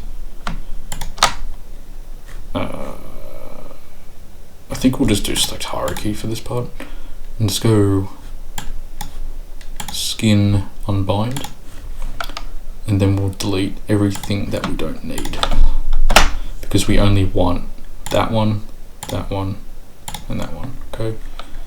So then we'll select the hierarchy back, and then we'll rebind it again. So now when we move the weapon, it's still intact, right? But it's only got 3 bones, which are needed for third person. So now what we do is we create a bone here, same as before. Name it, actually just put a 2 on that one. That one's the bone controller, tag weapon. So we'll go, hopefully I can see that one. Yeah. So the positioning from the coordinates from the other one were -23 and -9. And then you want to move this one under. Make sure these ones are set to 0 first, and then you move that under tag weapon, and then we'll check that under the group so we can select it. So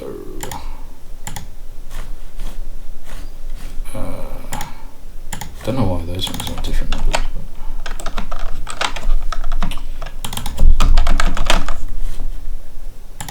Yeah, so if you were to just name that one directly -23, 0, -9, that won't work, because it's there has to be another bone ahead of it, the parent bone that has that.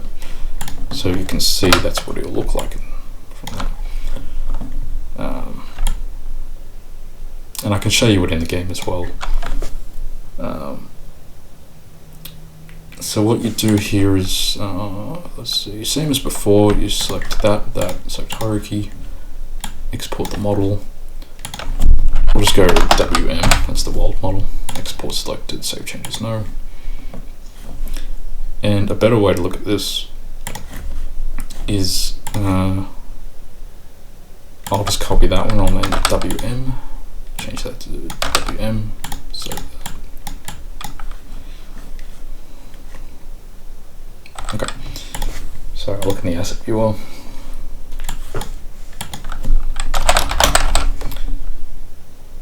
That will be deleted.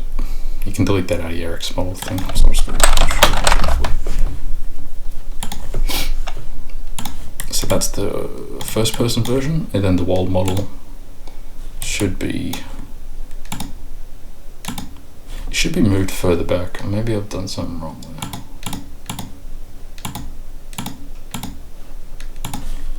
Let me check, what have I done wrong? Tag weapon.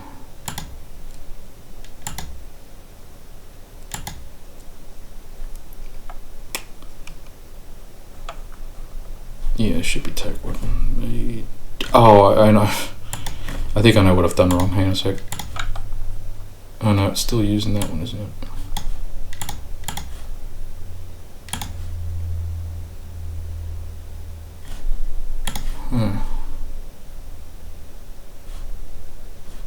Let me just convert that again. I'm not sure why it's done that.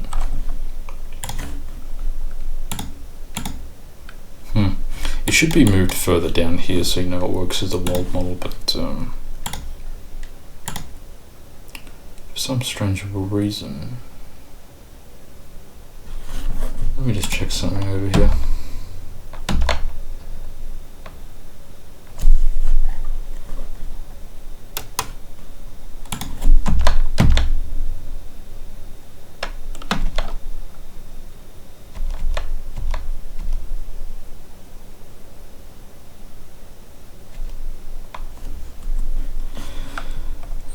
From my notes, this should be working.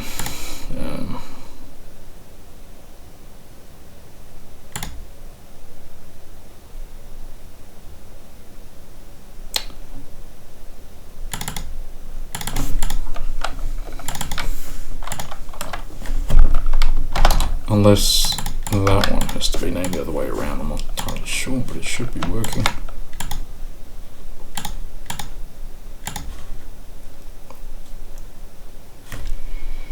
Let me try that. It should be working though.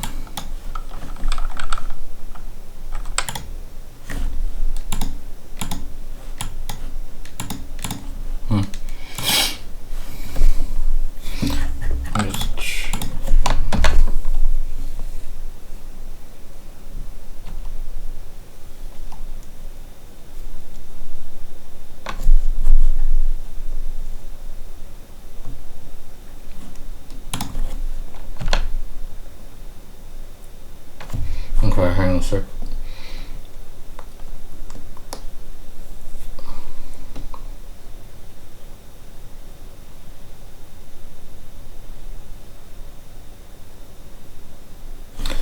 Okay, so I believe this one is meant to call tag weapon 2, this one that, delete that, and instead I think this one has to be minus 23, minus 9, okay. Yeah, sorry, I believe this is the way to do it. So let me just select the hierarchy, export that, convert that.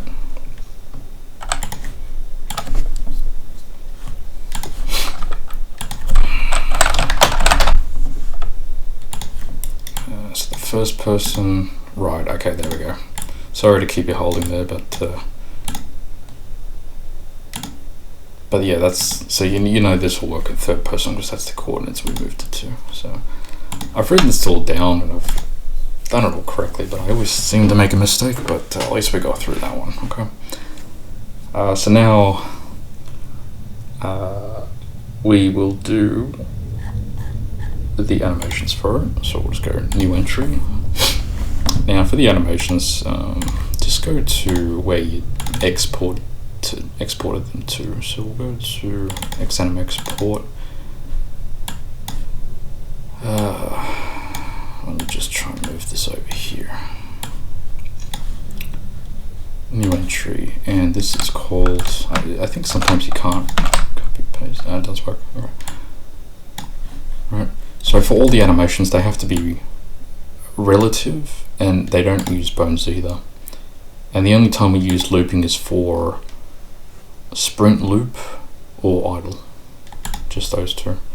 So the anim file, so this one's ADS down, so we'll select ADS down.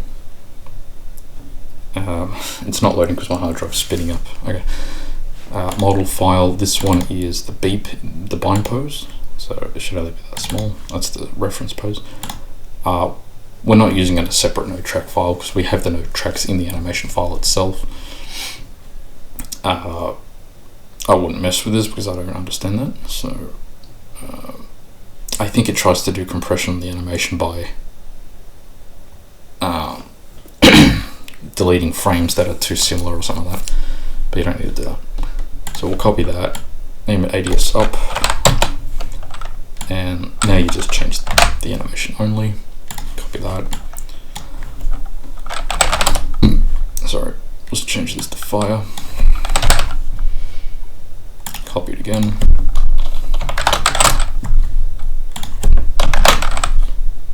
This should only take you a few minutes.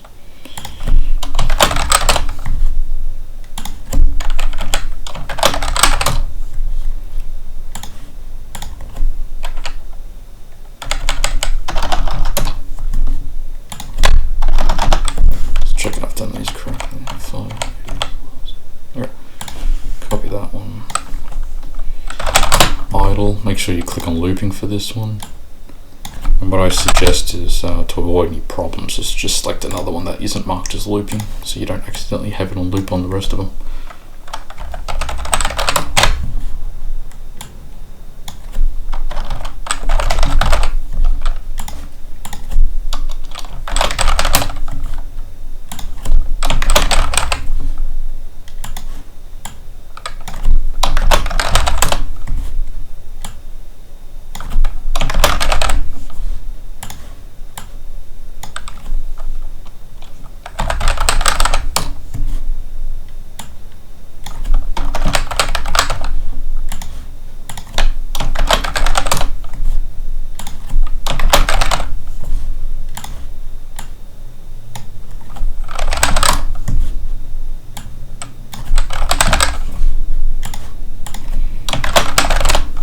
Sometimes I hate doing this part.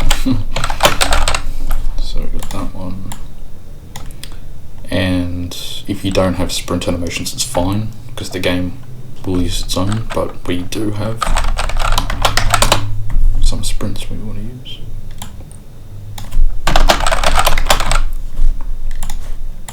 And then what I'll do is I'll just go to the out one,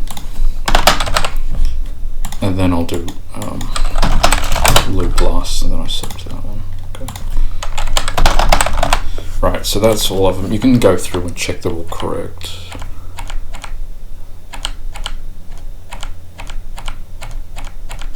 Okay, yeah, so that looks fine. So F10 to convert them one at a time.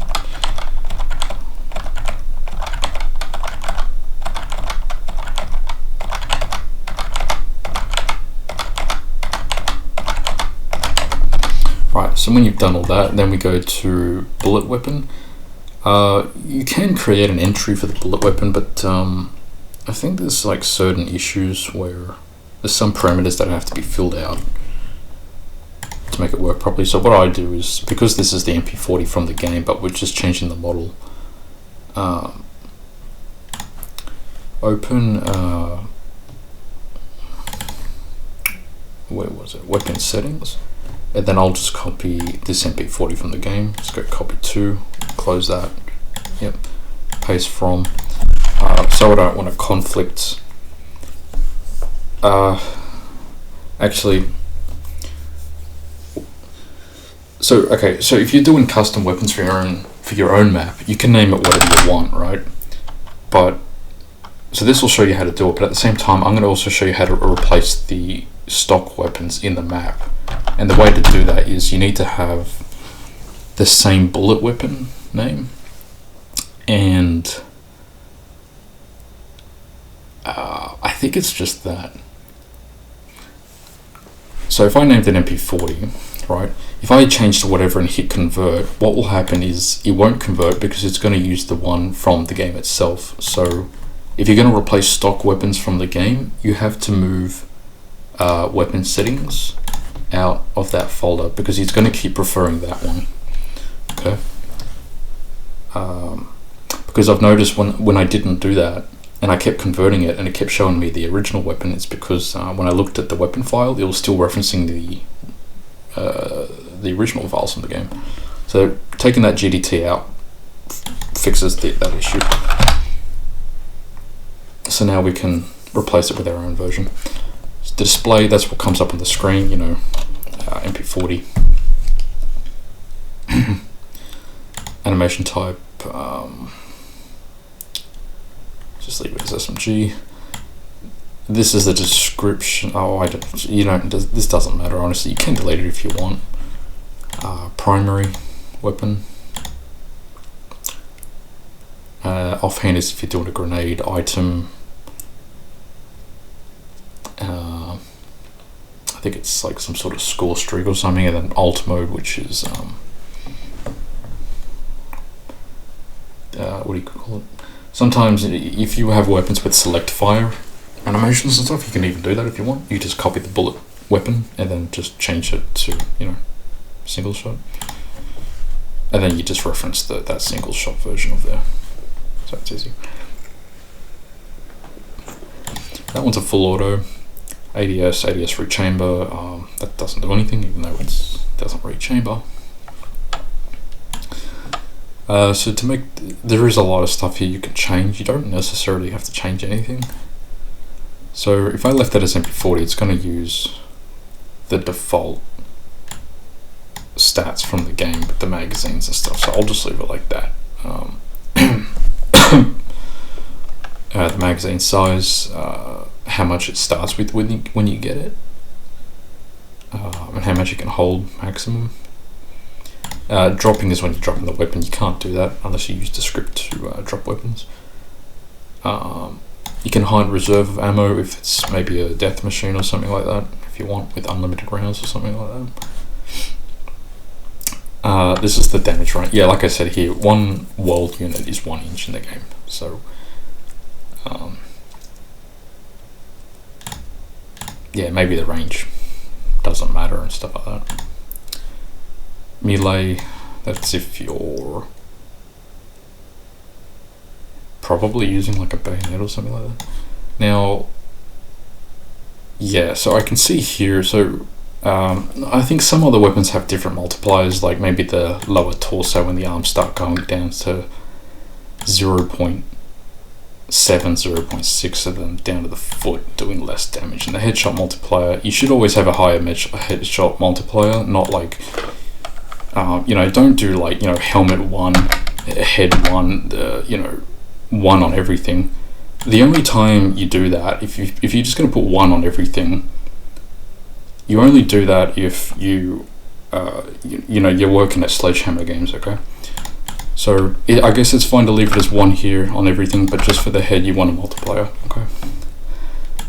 As for the fire rate, it's not something like you normally see, like 625 RPM or something like that.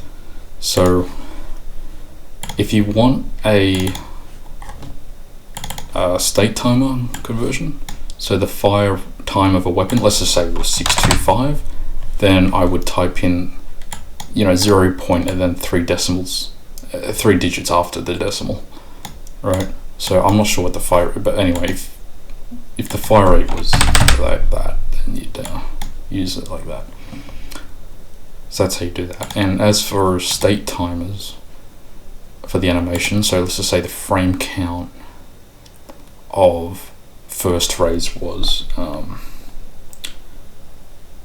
let's just say it was 3 seconds, so 30 frames a second would be 90, or something a bit more complicated like 75, right? Then I would say that's my first raise timer, 2.75 seconds for the state timer. But yeah, you can alter that if you want it to be a bit quicker and stuff like that. Same with the reload animations, reload empty, rechamber timers, dropping the weapon. In this game, drop is put away and raise is pull out. And then you got quick, which you can probably use the same as when it's empty. The sprint, these values aren't that good. I think you best use 2, something like that. But you can mess around with this. So this is like the camera view bobbing when you're standing, sprinting, crouching, everything like that. So I'm only here to show you how to quickly do that. You can change the default field of view if when you're aiming in. I think you can change the default field of view somewhere around here. So if you go down to here, right, we want our view model that we are using. If I can remember the name.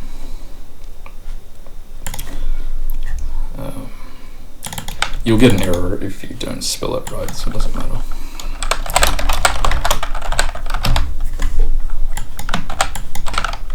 That's the world model. Make sure that's set to view model hands no model. That's the default knife in the game. You can change that if you're using a custom knife asset. Same with the world.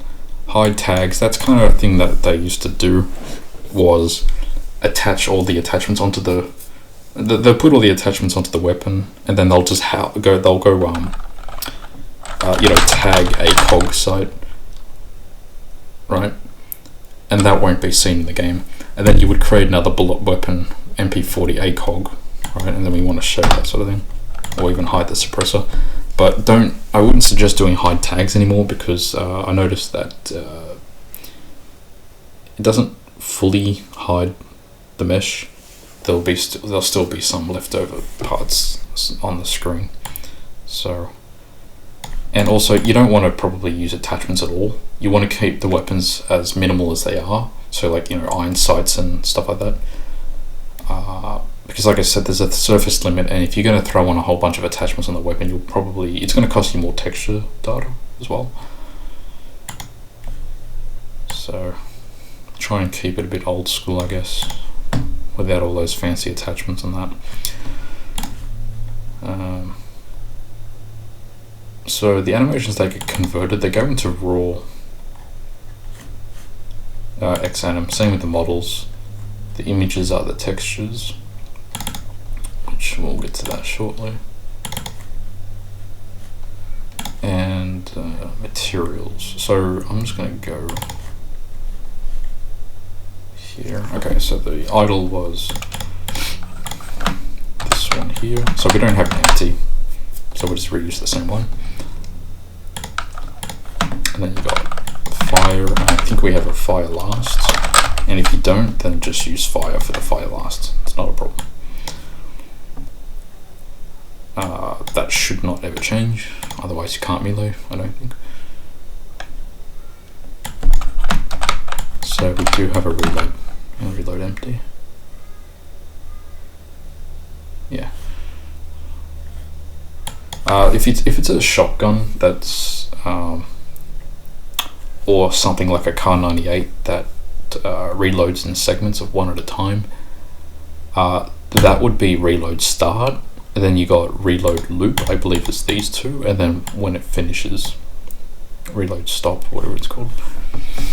So for raise, we use the pull out here, alt raise. That's if you're using an alternate like select fire mode or even a grenade launcher attachment or some of that. It probably doesn't have to be filled out. You probably just, if you're not using an alternate mode, then just reuse the same one as raise. Because I'm not sure what happens if it's not filled. Can't be too sure. Pull out first. This is the first raise, and then put away, which is drop, alternate drop. And then we got raise, quick raise, and I would also use it for empty raise. So when the weapon's empty, it'll be brought out quicker. Drop, empty drop. Sprint, if you don't have sprint animations, it's fine, they don't have to be filled. The game will use its own. That's not used unless you're using the inspect, but I haven't got it working in World at War yet. So we'll do fire ADS, fire ADS last. Okay.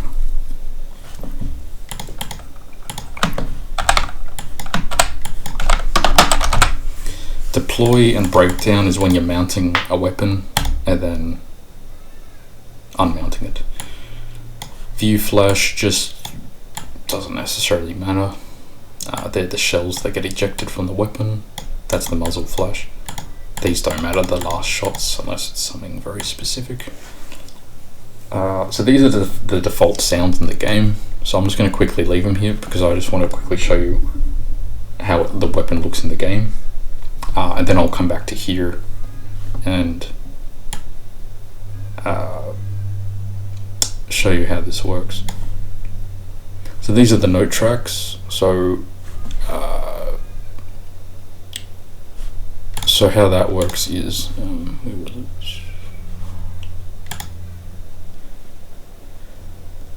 okay, so if I just imported something like reload empty, right, and I went to export, right, so you would see that there's note tracks in the animation. They have names like empty mag out, empty mag in, and empty charge. And what you would do here is you would write you know what that says, weapon MP40 empty mag out something, and then you'd go, you can see here, you go in space, so the note track space, the sound alias name, and the sound alias name is the sound file that you want that note track to play. So if you go to sound aliases, weapons, so if I just went MP40, right, so you can see the note tracks that are being played, for example mag in player, so you can see mag in player, and then which is referenced well, it's not referenced here because it's a first person thing, but and then space, it can be the same name. So the note track will match this, and then it calls where the sound file is. And that's all it is. So I'll leave that for now because I'll get back to it. HUD icon. I don't think HUD icons work in zombies. Unless it's on the floor. So that doesn't actually happen, but it's from multiplayer, I suppose. Now, this is depth of field, so this is when you're ADS and the vision goes blurry on your sides. I am not a fan of that, so I usually just disable it altogether. Okay, so if I go save, convert, right, done. If I'm just going to check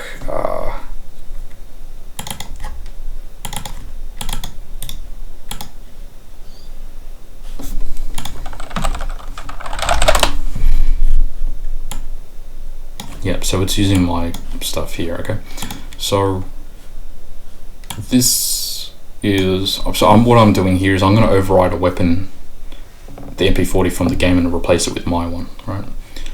So if you're creating a map, right, use this one. Make sure you run it as an administrator, and make sure you also select root directory. It might already be recognized. Make sure that auto install is turned off, because that will install something that just messes your game up completely and you can't read anything. So if you're doing a map, you would use this, right? Map name. This is the console name, so you know you would call it whatever you want. It doesn't have to necessarily resemble what it's actually going to be called. And then the display name, I would just call it like something like that, right? Like Zombie Oasis, or whatever the hell you want to call it, right? You can rename it at any time. I think there's a main.menu file that you can edit that. Now, blank map means it just has a map file with nothing in it. And I don't suggest using that because there are some mandatory things in there that are needed for it to compile. I would use a setup map.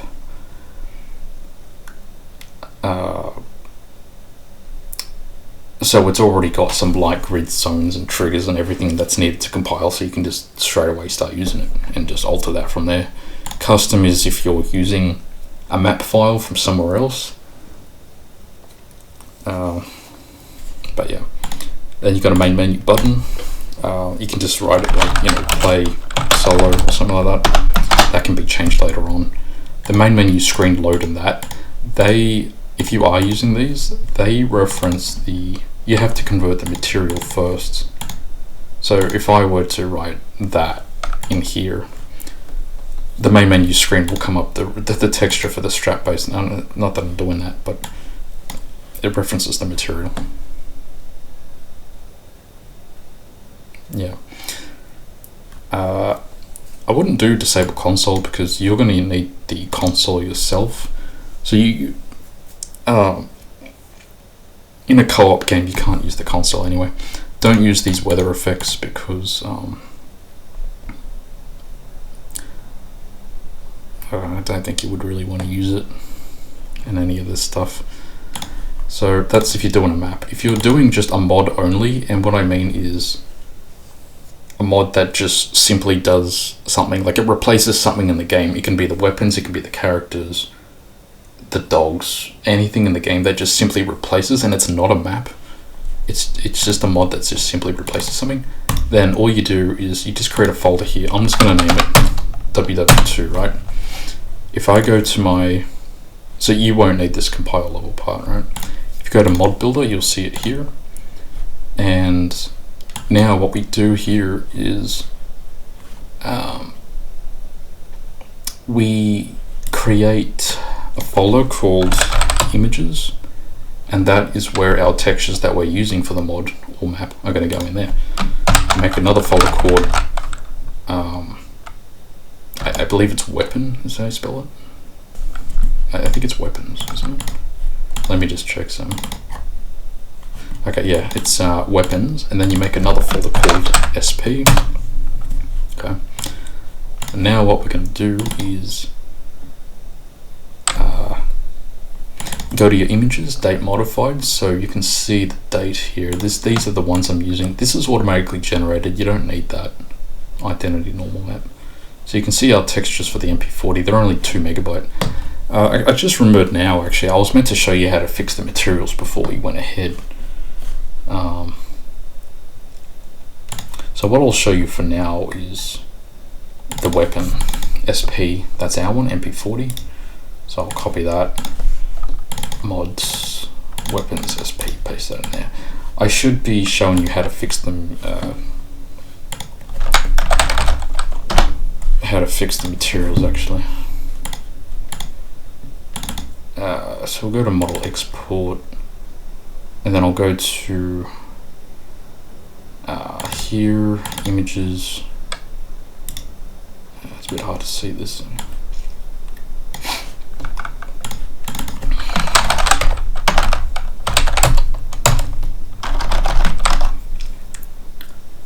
I might still remember how to do it. Alright, so let's just say, so this is the barrel, and we're using the clip, optics, receiver, strap. Those are the 5 we're using, right? And we are also using the, where was it? The ones that say OCCL, I believe that's an occlusion map. Now, the way I'm going to show you how to do it is probably not exactly the correct way to do it, because I'm still unsure as to how they do their materials in this game. But at least you'll see what it will look like before and after. So I'll keep this up on the screen, right? So you can see that's what the textures look like. It's a bit too dry. This is too black, right? It's not exactly how we want it to look. So I'll keep that open. And I'll start with the barrel, okay? I don't think you have to unlock it. I don't think it does anything. So make sure that, so you got, why is that happening? Okay, so you got the color map in here, right? And then you want to drag the occlusion for that one on top. I don't know if you set it as overlay. I can't be too sure.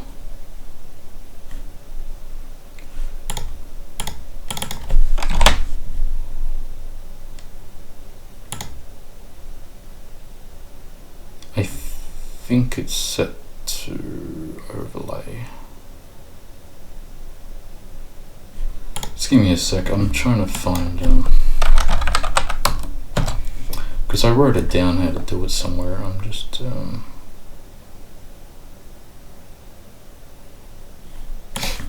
yeah, I wrote it on my desktop. I'm just trying to see these ones. Yeah, okay, so we import the color, import the occlusion. This is meant to be, yeah, normal. Sorry, this one's meant to be set to 25% actually. And then we add another layer, so just go layer, new layer. Doesn't matter what it's called. We want to go to the bucket tool, which is over here, and make sure the color is black. Okay, click on that. Set the opacity of that to 50%, so you can see the difference there. Like I said, this is my way of doing it.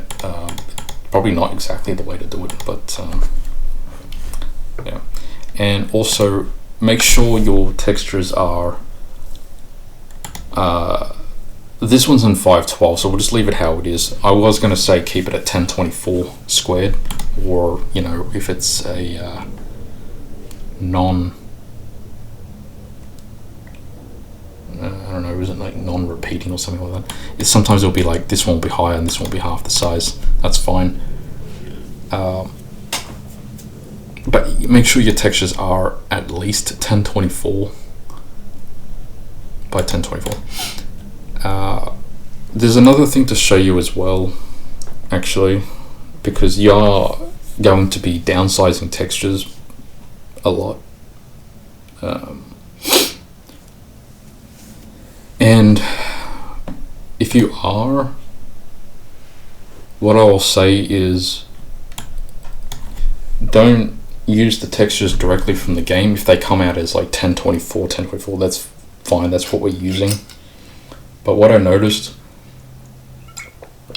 is if you use the higher resolution texture from the game and then manually resize that one down to 1024 or whatever the size was, it'll actually look better. I have a picture here, I'll show you for a demonstration what I'm talking about. So this one was a weapon from the Vanguard game, right? So I'm going to show you what I'm talking about here. Okay. Now, if you look closely at that, right? You see how it's a bit blurry in that, and this is a bit got some artifacts. It's a bit blocky and stuff like that. Right? That is a 512 squared resolution texture, right? This one here on the right, you can see it's actually clearer, right? That is, you can see the yellow detail, it's clear and all that. This is actually a 512 squared resolution and the same format, the exact same as the other one. The reason how I made this one look clearer than that one is, like I said, I had the higher resolution texture and then manually resized it down to that. So they're the same size, same format, but this one looks clearer because more details were preserved from a higher quality rendered image. So yeah, just don't use the textures directly from the game unless you have to. If there are higher quality textures available, download that and manually size them down because they will look better. Okay, so see, yeah, we don't have to resize anything here because it's already at 512. So what you do is you go layer, merge visible, save a copy, make sure it's in the folder here. Now to make it a bit more easier to name it, I'll just call it oh, it's probably best I just replace it, but you know what, do have a backup copy of the weapons you're using in case you replace the texture and you realize that you've made a mistake and you don't have the original file to it. So I'm gonna replace that one. Make sure it's 32-bit because when it gets converted down with DXT1, it's 16. So it actually comes down to 16-bit, which is 8 is the color and the other 8 is the alpha channel. But that alpha of other 8, it gets stripped if there's no alpha channel. So just do 32. This is run length encoding to make it smaller, but that's not going to do anything because when it goes through the converter, it's going to decompress anyway before it goes through with the compression again. So it's going to be the same result. So don't worry about that. Okay. And I'll do the next one, which is so we did the barrel, not that clip. We're doing this one here. Add that up there. And then we want this one here. So the occlusion was 25%. And then we add a layer. Okay. Set it to black. 50%. There you go. So you can already see it looks better, right? So this brightens up the areas that are dark, as you can see. And because it's too bright, we just want to add a slight overlay of black to so it's not too bright. Right? So it looks good. So yeah, for Black Ops games, you don't have to do this at all. So I'll just do merge visible. I'll just go files, save copy, override that. Yep. I have to do this another 3 more times. I hate doing this one as well. Optics receiver strap. So we'll do the optics. Optics base occlusion. Check that on top. 25. I think this is a shortcut to the layer. Control Shift N. Right. Did I? Where was it? Bucket. Yeah. I don't know if it's me or that image is actually being adjusted. Nah, Photoshop just does that sometimes to play tricks with me. Don't worry about that. Okay. Layer, merge that.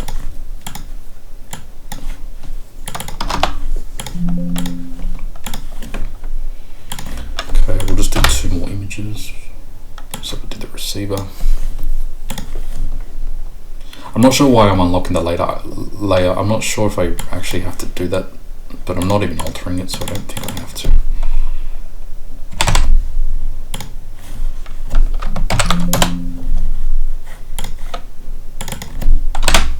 Looks good. So you can see the difference already. Kinda, I don't know what the word is, but I'm just going to continue. So I'm just going to go merge visible, and so you'll have the option merge layers and merge visible. They're the same thing. Actually, I think sometimes it comes up merge down, which merges from the top layer down. It's the same thing, so it doesn't matter what you click.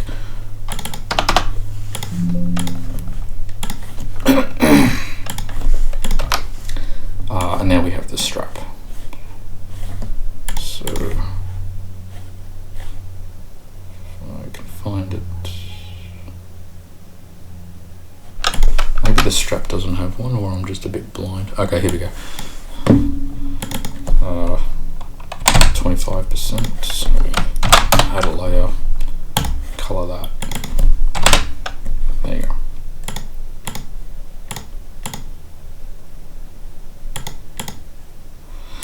So we'll do that. Merge visible, Control Shift E. Okay.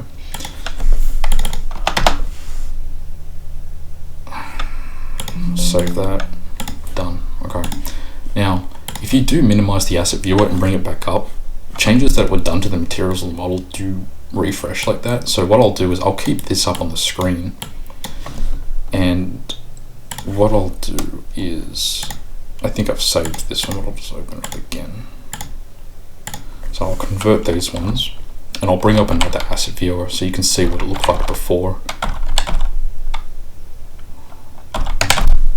You don't have to convert the model, only the materials, because that's what we did. So that's what it looked like before, right? I'm going to open up another one. Make that full screen. Just name it 40. And this will apply to the world model as well, actually, because it's the same materials being used. Right.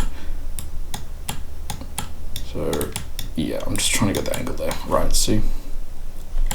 That's what it looked like before, just pretty dry, a bit rough, didn't look that nice. And this is what it looks like now. So yeah, that's how you fix the materials. Right, so now what we can do is go to your raw images. So these are the materials we're using. Yep, these ones, just go copy, mods, whatever your map is called, or your mod, right? So this is my one, go to images, paste it there, that's it. And the weapon file, that's it there. Now there is a mod CSV that's needed. I'll let the tool create that for me. So if you need to refresh it, just select the same thing, click on that. Oh, it's already done it for me. Okay, you need to click that and these two. So the mod fast file, this is the mod that contains the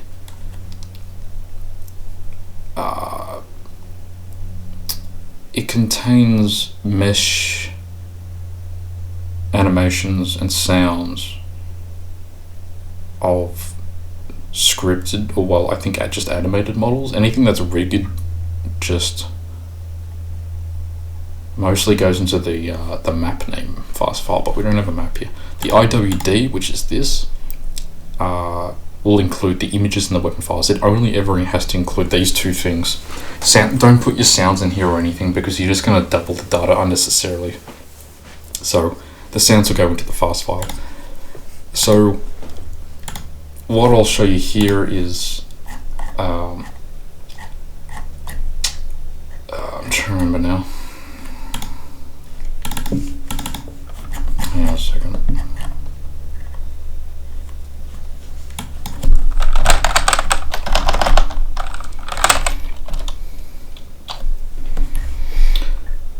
Yeah, okay, so if you're doing a custom map, you of course need the images for the model and the weapon file in here, and you would go weapon, sp // still works, so it doesn't matter. and the weapon file name, which it's just MP40, right? So yeah, like I say, if you're doing a custom map, you only have to do that. But because I'm replacing a stock weapon in the game, I need to forcefully override the weapon file, the animations, and the model as well. So I have moved this the weapon settings GDT out of the source folder for this to work.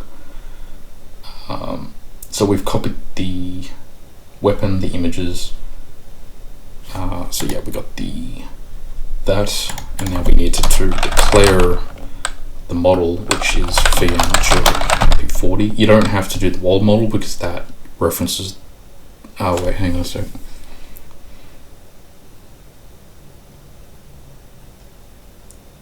I believe you do have to reference the world model, seeing as we're doing the view, because they are different, these ones. So yeah, view and world. If you're doing, when we get to the Pack-a-Punch version of this weapon as well, you don't have to also add the other ones like this, because it's going to reuse this weapon. It's going to reuse these ones. It's just going to do a material swap. It's not another model. So the view and the world, the weapon file. And you also need to the animations, you have to put those in as well, which is all this. Now, instead of manually writing it all, just go like this. So just open up the command line, dir arrow, whatever you want to call it, .text, right? Edit that, remove that, okay. And then I'm just going to go find and replace dot X model export, XAnim, sorry, and replace it with nothing, because we don't need the extensions, we just want the raw file names. Oh, actually also they have to have XAnim at the front of it, and that's it. Go. So if I do build, you go to the mods. So when it compiles, this is the fast. So we've only got an MP40 in our mod so far. So that's like, you know, close to 1 megabyte, and then we got the textures and stuff, which is that. So, you know, just that weapon only is 2.2 megabyte, which is pretty small. And these are the only two files you should have that you're using to deploy, give them to other people, right? So I'm going to open up the worst program in the world, which is Steam, so I can boot up all the board and show you what it looks like in the game. So when we see this works in the game, I'll show you how to do a Pack-a-Punch version and the sound allies, and then we should be done from there.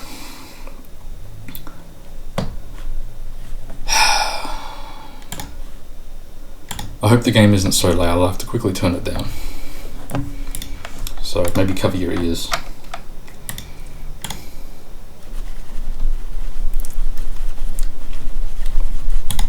I don't know why it has a black screen.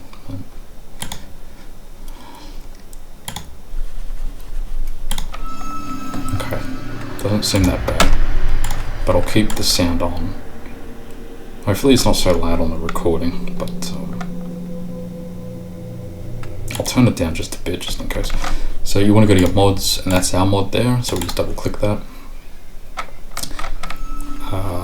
And we'll load a map that's already in the game, so I'll just go /. It doesn't have to be a dev map, because maps that you load in the console for solo allow you to use cheats by default.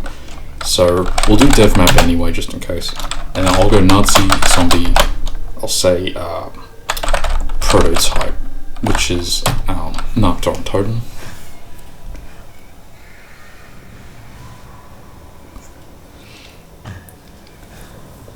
For a game this old, I'm still not sure why it takes a while to load. Okay. Now, if I did give all, right? You look at the name at the bottom of the screen, right? I'll go through all the weapons, right? And And you can see just like a few seconds ago, I only had one MP40 that existed, and that's our one, okay? That one. That's our MP40. The ADS is fixed as well. It has the original sounds. I can replace that if I want. I'll show you how to do that. You can see it's got the strap on it as well.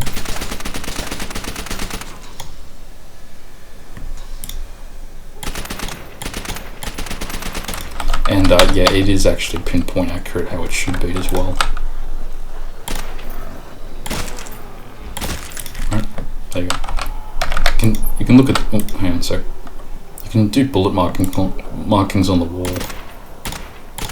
So you can see it's how it should be. That doesn't seem to show it. And yeah, that's it. I'll give myself infinite health here just so I don't get killed. I'm trying to remember what I was going to show you. Oh yeah, the third person. So the world model we did, so let's go CG underscore third person 1. And I want to also change the angle. I can't remember which way. I think it's best to look to the right side. I think I misspelled that one. Yeah. So you can see in third person. I might lower that one back down a bit.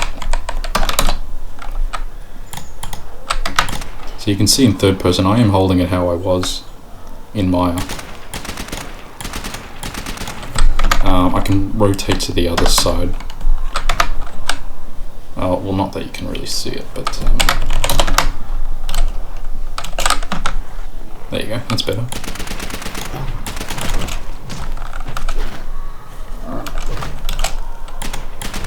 But yeah, so yeah, you can see third person off.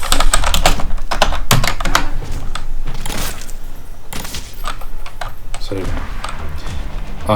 the reason why I've ignored normal and specular maps is because if you actually had them on and you flick them on and off in the console, you'll see the differences. It's not even noticeable, really. So it's just a waste. And I don't think the textures in this game used normal and specs anyway. So yeah. So that's that. And I'll show you how to do the Pack-a-Punch version. And also, so when I gave myself the weapon, that's the one you'll get off the wall and out of the box. So there's nothing extra you have to change because we're just simply overriding the bullet weapon file, and everything else that's related to that will be respected, so we'll know what it's doing. Okay. So yeah, as I said before, for a custom map you only need that, that, and that.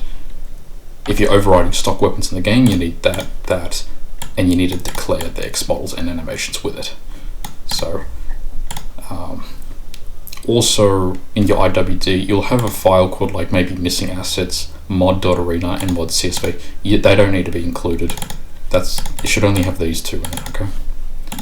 Also, while I'm at it, I'll show you when you compile your mod in your IWD, the tool will make a copy of it into your local data, because this is where the mod gets launched from, right?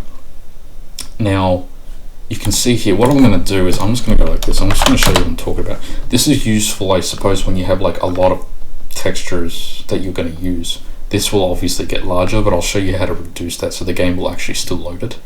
So what I'll do is I'll extract that. You will need 7-zip to do this, right? So open that up, select those two, right? I'll just chuck it back a folder, add to archive. Now for World at War and Black Ops 1, the only format it supports, so it's an IWD format, which is a zip format, right?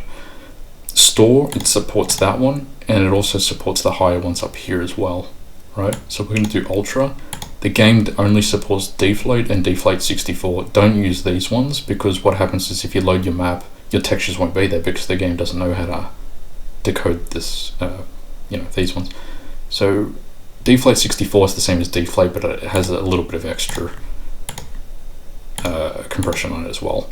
Right, we'll set it to a single thread, and we'll name it the original name .iwd, www2, whatever. Go OK.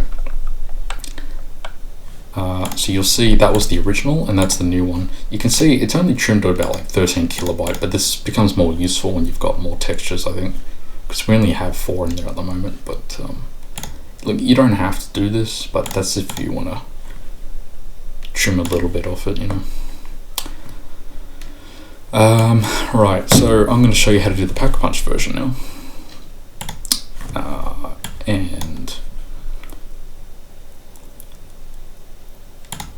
if I can remember now.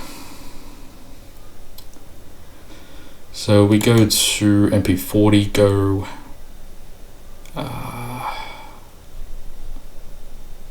copy. Okay, yeah, and then we'll just name it underscore. Because we're going to replace the stock weapon in the game, we have to make sure the upgraded weapon file is matching the same. So I'm just going to quickly look here to find out which one it was. Yeah, it's underscore UP, that's what they call it. Okay. And just so we know that we have the upgraded model, I'm just going to call it packed, right? And you can do other stuff down here, is increase the headshot multiplier if you want. You can change the reloads if you want the packed version to have different reloads.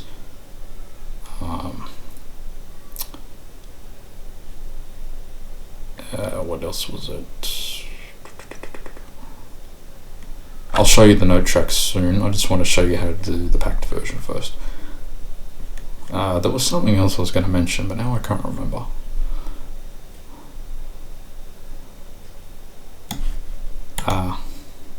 I'm not sure what the ammo name is for the upgraded version, but for now we'll just tell it to use the original ammo. Yeah, right. So that's the packed version. Now, before I go ahead, I just realized I should be saving this. You want to go to your X model. So for the view model, we'll copy that one, right? Let me just see what the models are called in there. Up. Okay. So I'm trying to find it now. So we'll just name it up. So this is the upgraded version of the view model. So it's going to be the same, right? The only thing we want to replace is the materials, right? So I suppose I want to replace the materials on the whole weapon, but I won't do the strap, I suppose. So skin override. So you want to type in the material name down here, jur mp40 underscore optics base, and then you go space, and then the material that you want it to be replaced with. So the packed material in this game is called MTL silver edging, right? So I'll copy that and then do the other ones, jur mp40 barrel base, and then just go like that. Actually, you know what's probably easier if I just went like this.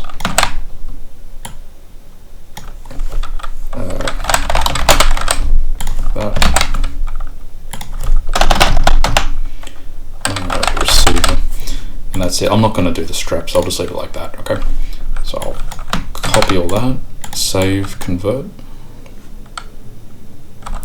and I will copy that entry for the world model, name it upgraded, do the same thing, and convert that. Sometimes you'll have to save it before converting, because if you don't save it, it doesn't know what it's converting. So it's yeah, anyway.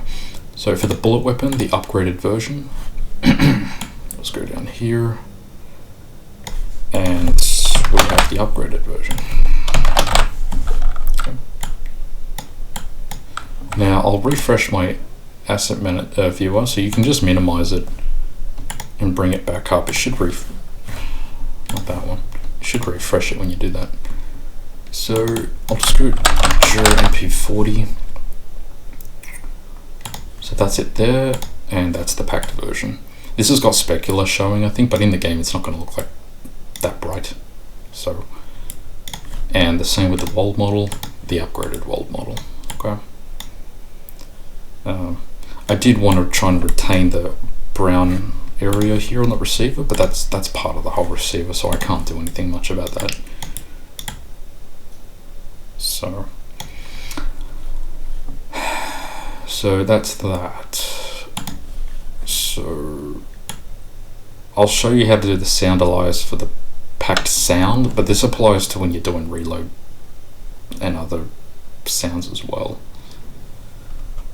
So for the upgraded one, all right, so this column here on the left, where it says file lifestyle, this is for third person. This is what other people hear, right? It can be the same as the other one. Player meaning this is you, this is what you hear it as, right? They're usually separated because the player hears it in a 2D sound map, and this one would be referred to in a 3D environment, so it sounds different behind walls and all sorts of stuff.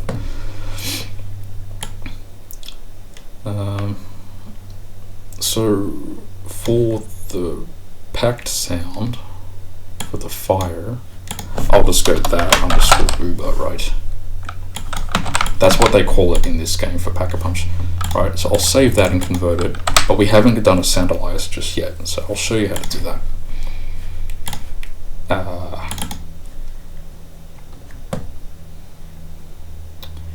Raw. So in the raw folder, this is where all the original scripts are for the game, just how everything works. So we're just going to go down to sound aliases. I'm going to go down to weapons, just edit that. I think I already had it open. So we will modify, actually if you go here, let's go Uber. I could have just used that note track there, directly here, but that just plays the packed sound only, and I would prefer it if it played the original plus the packed sound at the same time. So there is a way, I'm so sure I figured a way how to do this in Black Ops 1, to have two sounds simultaneously playing, but in World at War I don't think I figured that one out. So what I'll do is I'll get the original sound and the packed sound and merge them together, so then when you hear it, it'll sound probably better. Well, that's the bar, actually. Well, it doesn't matter. I think they have their own unique sounds, do they? It's all the same sound file, actually, I just noticed. So ST means stereo, M is mono, mono left, right, and I think that's what it is. So, to get that sound file out of the game, we'll just use this, load, go to my game folder, main. I don't know which folder it's going to be in, so what I can do is quickly take a peek at them.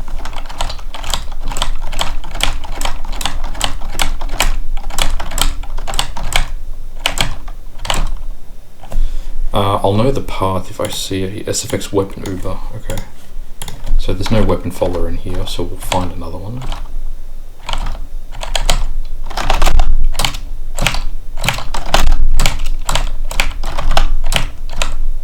It's not stream, it should be called SFX.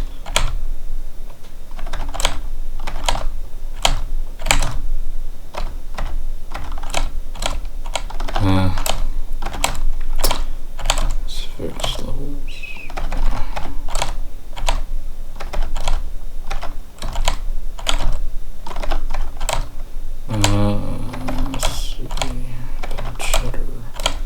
Yeah, sometimes you can't really find it.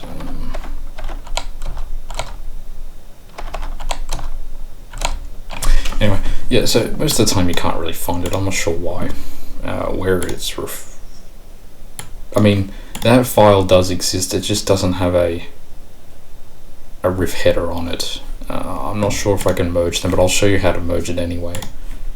But I won't do it because I haven't. So you go to raw, sound, SFX, weapon, this one here, if it lets me play it. So yeah, because they don't have RIFF headers. So what I'll do is I'll see if I can do this, if it works. Maybe FFmpeg will do it for me. So I'll copy that and I'll chuck it in here, and the custom sound, which I'm going to be using from I got it from Vanguard, but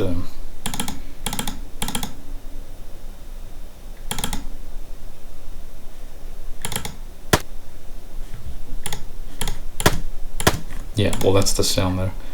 So I'll copy this one, go here, I'll paste it here.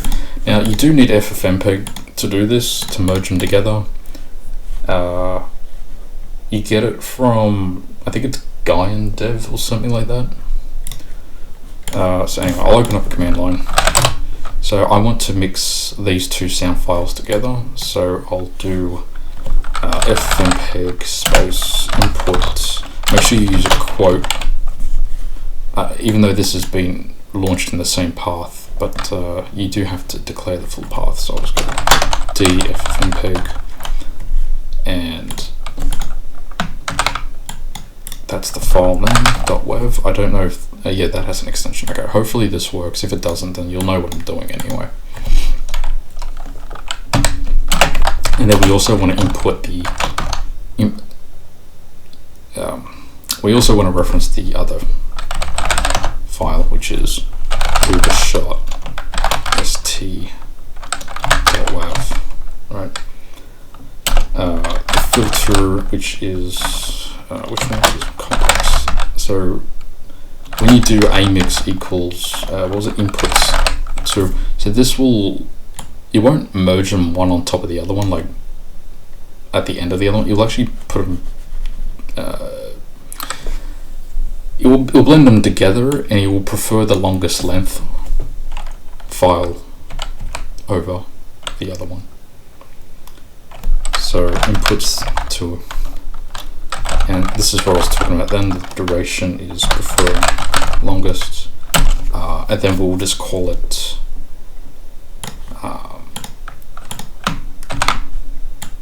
that underscore uber.wav, right?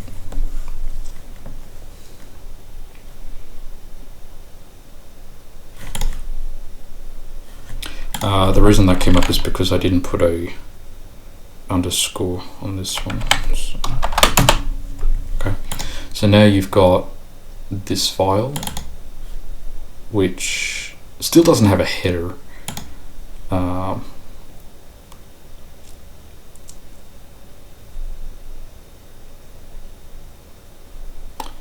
But yeah, you can add a RIFF header to that. I can't remember exactly how to do it. Unless you can probably replace it in this path. I mean, we'll at least try that anyway. So I'll go to my raw sound, SFX, weapon, Uber. I'll replace that, and hopefully this one works. But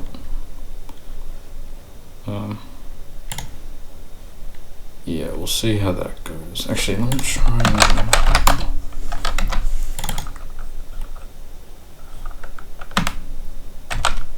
Is that what we called it? Uber. Yeah, okay, so for the upgraded one, that's the one we wanted to call it. For third person, yeah, that will be that as well. So I'll just go save, convert. Now, we have to, we want, even though this one may not have been changed, but I've just copied anyway. So that one and the upgraded one, copy that into your mods. Weapons, chuck it in here, replace. I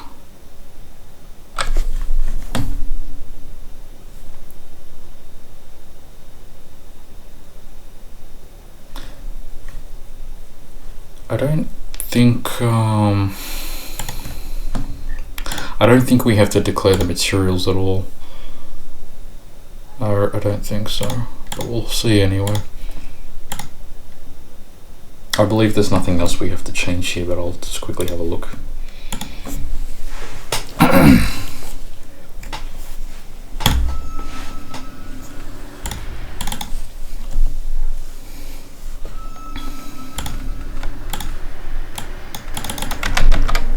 I'll load up the race for this one.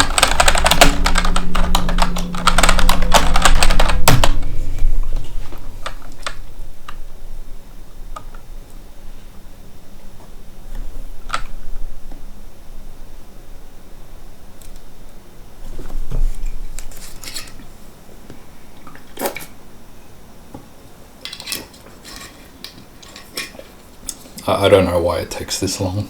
And this game came out like 16 years ago. It should be much quicker than this. But another thing to say is I prefer, like, I like using this World at War, the tools as a base for quickly testing animations with something before you throw it in with the other editor that you're using, for example Unreal, because in that one you have to script everything, in this one you don't. So it's best to see how things look in here before kind of proceeding. Power levels critical. So imagine that, we need to turn the power on. How original. Alright, so that's that. And I'll give myself the upgraded one.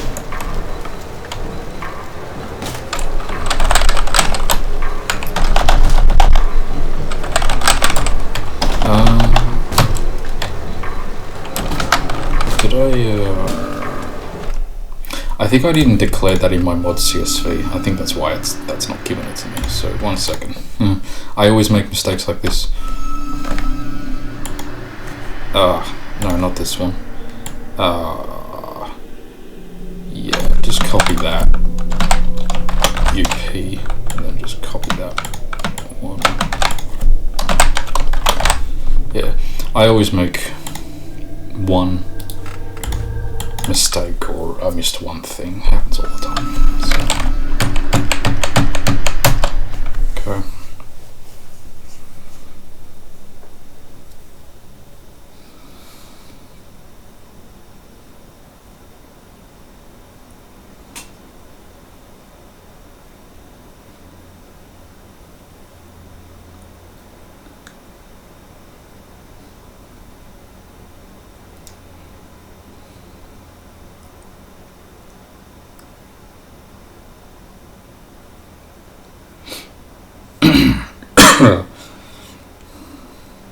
This thing takes so long to load.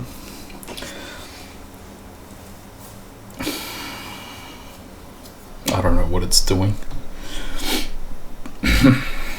Okay.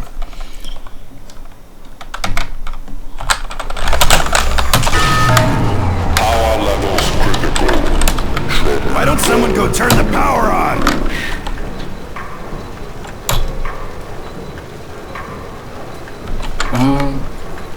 Let me just find out what's going on here. Hang on a sec.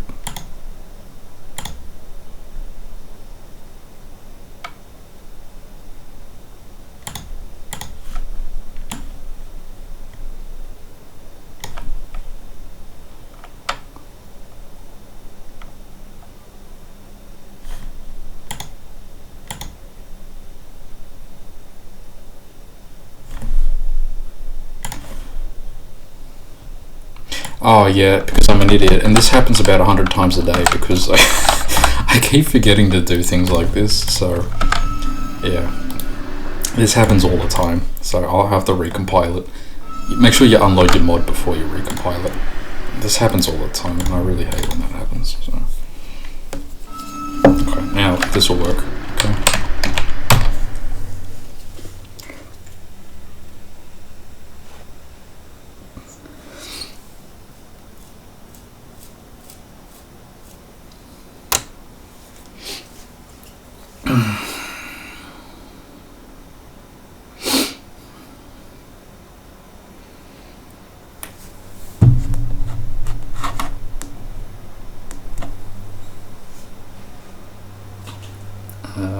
I think I remember maybe this was the problem, was I had to disable my real-time antivirus on Windows Defender so this thing would load quicker.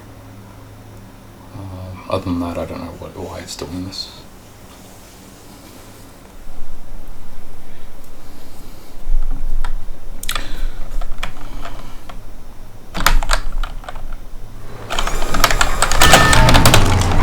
Myself the original one, or myself the Power's out. Let's get turned back on.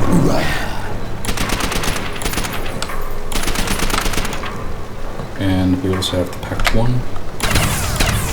So you can okay, well that seemed to have worked, but you can hear that instead of having just the packed sound only, it has the original sound playing with it.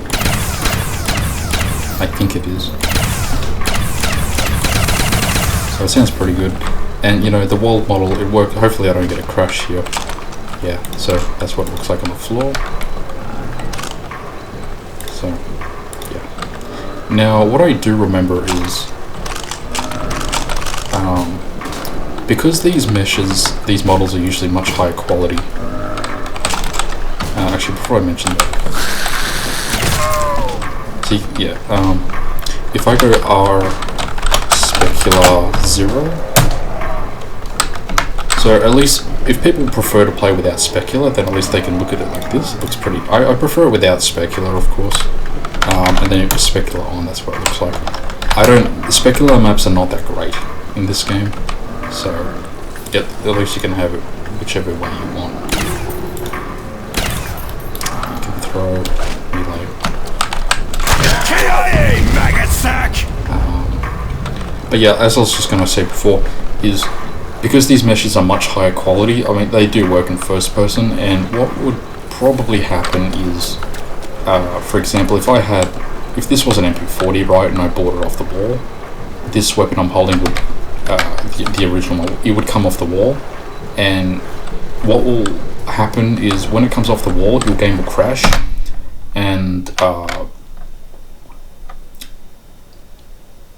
if that happens, then what you can do, there's a script you can modify to tell wallbuys not to create the model as they're getting bought.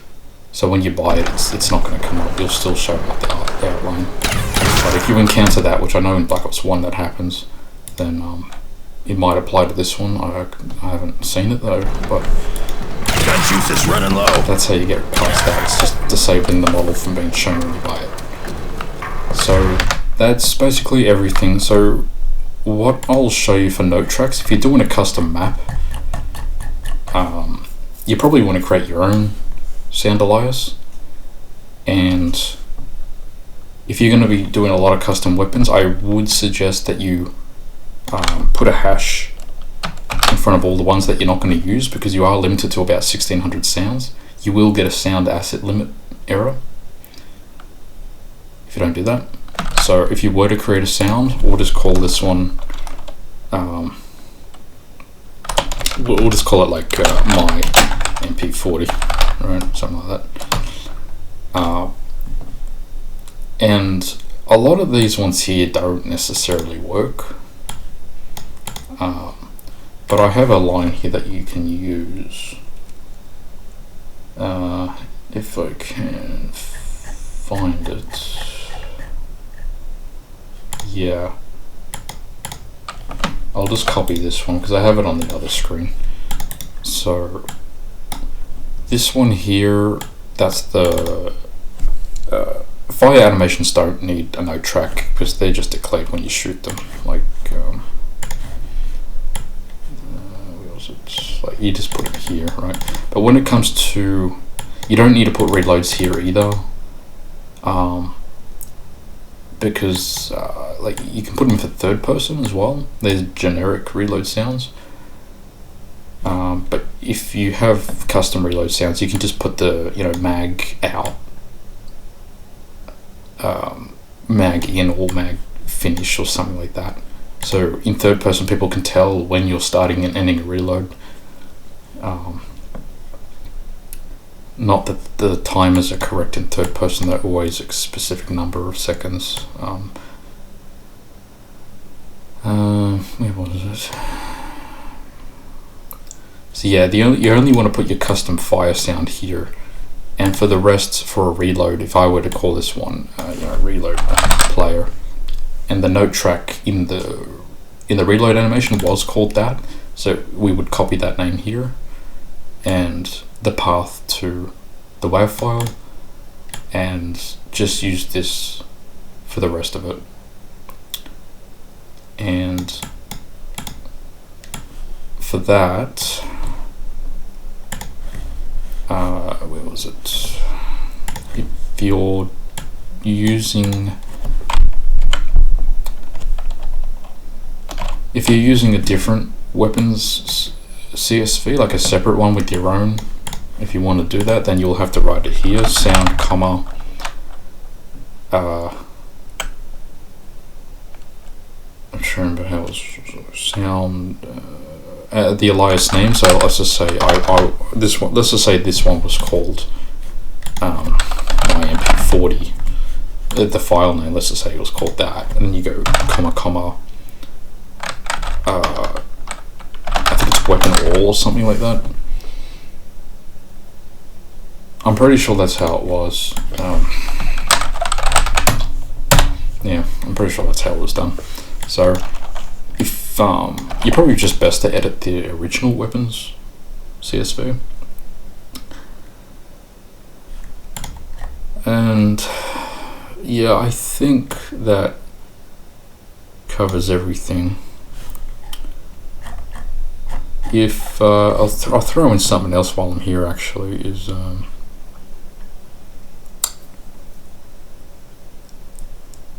on a sec. Now this doesn't apply to Black Ops 1, but for World at War, if you're creating a map, so I'll show you for an example. I'll create a map, right? Make sure you run as an administrator. Yeah, whatever. And then we'll just call it like ZM whatever, and then I'll just call it sup, right? Doesn't matter. Setup map, main. I don't care what it's called, right? If I go generate map, let's go here. Okay. Now, if you go to your map source, this is where your maps are. You'll see it's created a map file for me, but there's also a patch as well. This patch is, so when you compile, if you've made any changes in Radiant to your map, I think the patch has to be compiled once or something like that, or maybe a few times or something like that. You don't need the patch file. You can embed so I'll show you. I don't know if it's in here. No, it's not that one. It's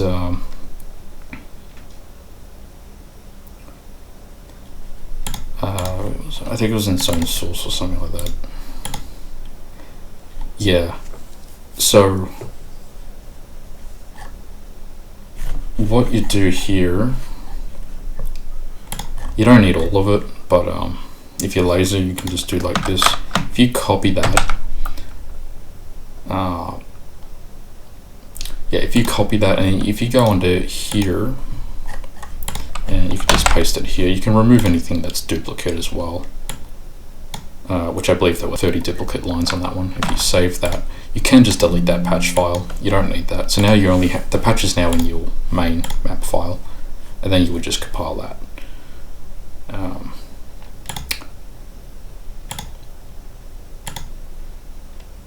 Yeah, so this shows you how to do a conversion rig and a mod for the game, for